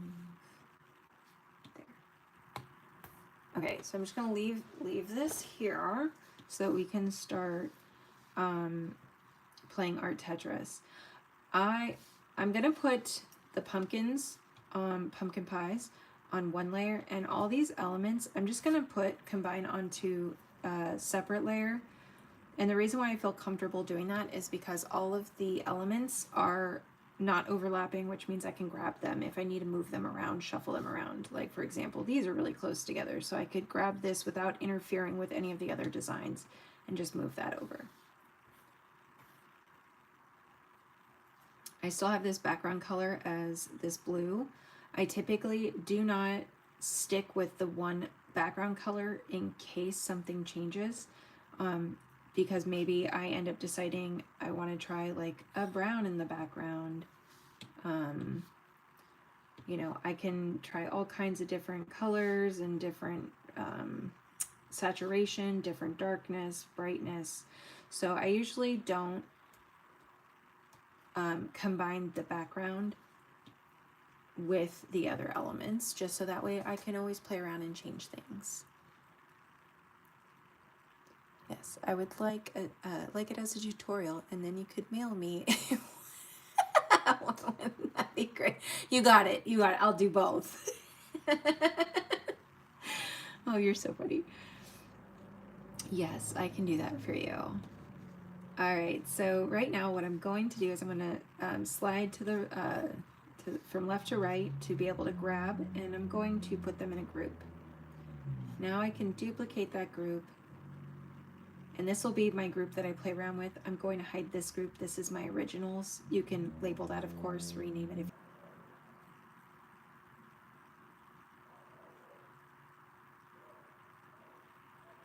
Hi guys, are you back? My internet, I think, may have had a moment. It's so funny how the background looks so pink because this is green, but so this is an example of different works that I have created, and I've put different backgrounds on them because different backgrounds have different feels. And let's, nope, undo that. There we go. And I like how each of these feel, and they're all different. So that is why I don't typically get attached to one particular background color, because you never know what might also look good.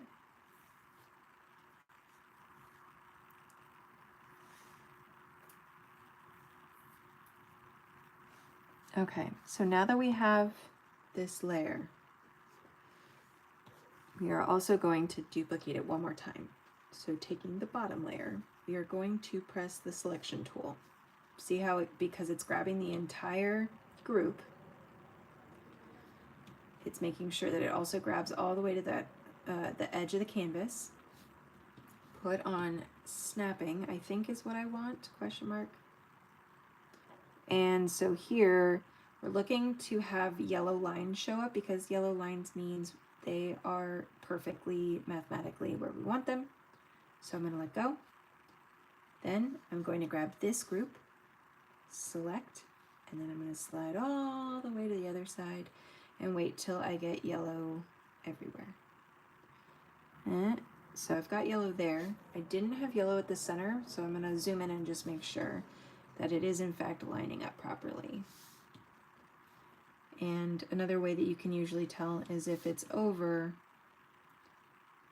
hold on, if it is over, there's usually like this slight overlap that's lacking. So you'll usually be able to tell if you zoom in really far. But this one looks like it's all lining up the way it should.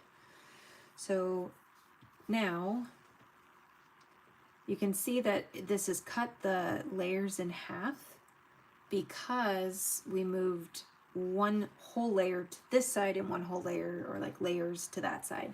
So at this point, I like to bring up the layers that were halved and combine them so they make a whole again. So I'm going to grab the apple pie, bring it up, combine it, so that way it's a whole, all on a whole layer, and same with this background. And now I can get rid of this layer.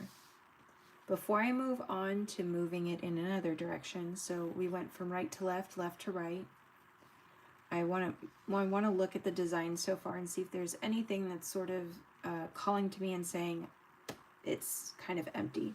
Right here is sort of empty, so I want to find something to fill that space. I also think this right here is a little awkward, so I'm going to make sure I'm on the right layer, which is this one, all these cute little details. Selection tool, freehand.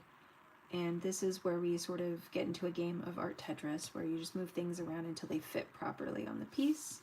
So there's that now. So before, after, and then we need something here. I might just do, and I don't like these, so I'm going to fix this in a second as well. No, don't. I'm just going to grab this. I'm going to copy and then move that there,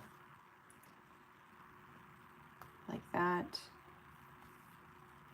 So I'm just going to flip these two. I'm going to grab this and I'm going to move this up here. I still don't want it overlapping, so I can still move this one. So I'm going to select this, move it down, maybe like that, still making sure they're not overlapping.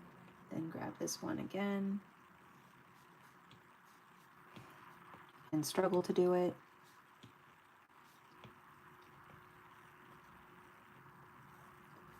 And then move it up here. There's still like an open space here that we can fill. I think maybe one of the berries would look nice. So I'm actually going to move this up. Move this up further so we can fit a berry right in there.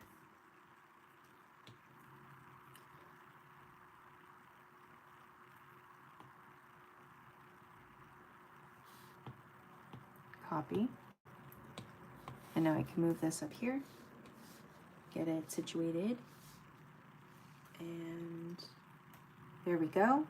I think the only thing that would make this better is maybe a flower. Oh my gosh. Stop it. Behave yourself. There. All right, so that I think looks more filled.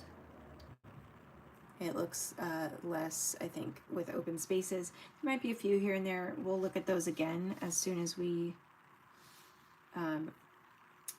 switch these one more time. So I'm going to take this layer, I'm going to duplicate it. Now we're going to take the bottom layer, selection tool, make sure we have snapping on. We're going to move from top to bottom. So we're going to slide this down, make sure everything lines up with the yellow lines. There we go, and now I can let go. Now I'm going to grab the top layer, and I'm going to slide up until I get yellow lines. There we go. All right. As I did before, I like to move these layers so that they are combined into a full layer again. Nope, undo what I just did. Sorry, it's because I accidentally had that selected. So I'm going to grab this, move that up there, combine, grab this, up, and combine. Delete the layer that's now empty with nothing in it, and here we go.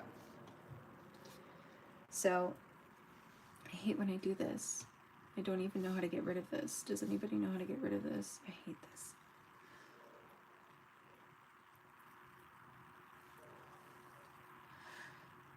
At this point, I could clear this space and add a pumpkin if I wanted, because there is space to do that. Let's see what that would look like real quick. I'm going to duplicate one time and mess around on the duplicated layer in case I change my mind. First, I'm going to go to the pumpkin layer, grab the pumpkin pie, and I'm actually going to flip it horizontally and also make it a bit smaller. So I think right about there would be a good spot to fill up this design better, which means then I need to be aware of where these overlap with it and if there are some that I need to erase or move around. So I'm going to, my palm keeps catching for some reason. I'm going to use the selection tool and grab these here. And I'm just going to move them over and just slightly turn until everything fits. So there we go. All right. Next, I'm going to select these here. Turn them a bit so they're not overlapping with the pie. Move it over. Next, I can grab this and move it over so that I can grab that and move it over. I also have this one flower here, which I think probably can go there. And then I have this one leaf hanging out here. I'm going to make it smaller, turn it, and fit it into this space. So now we've fit in an entire pumpkin pie into this space. So before was that, and now this is after. Before, after.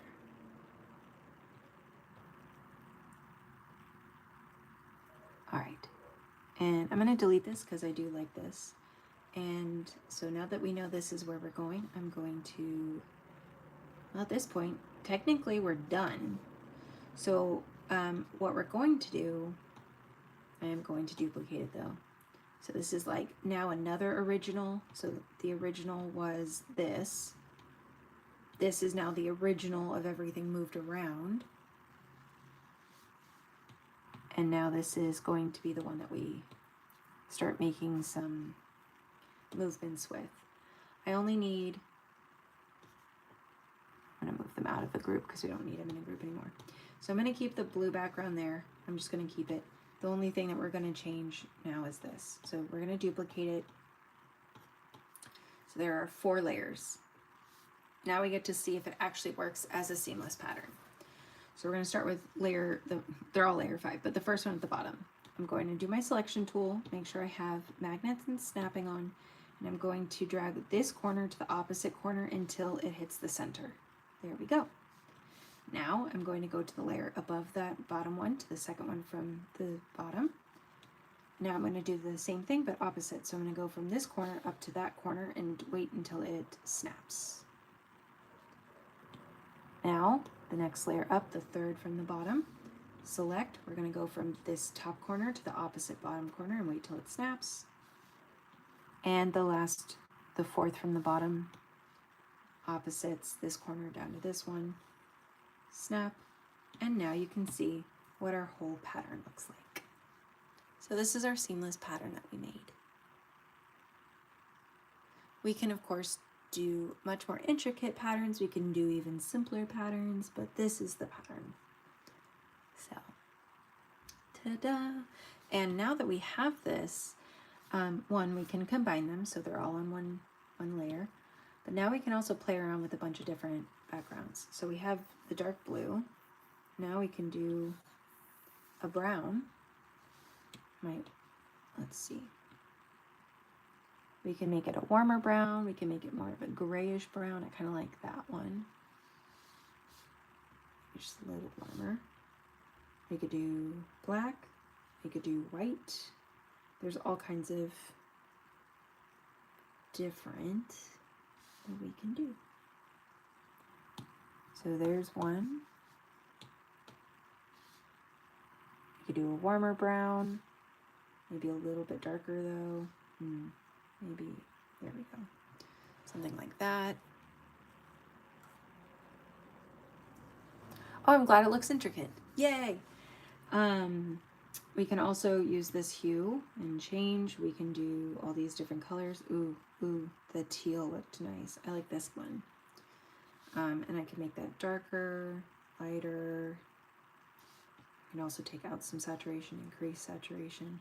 So there's all kinds of different, it does show up a little bit different on the camera than it does in person. So to me, on up here, it looks very vibrant. Down here, to me, it's a little bit more on the less saturated, but I'm trying to see, like, to me, it looks like that to you guys, but it was all the way up to like 53% when I had it. So yeah, so now we have this, and we have, you know, different colors that we can use for the same pattern. So I can definitely turn this one into a tutorial since there was a request. And yeah.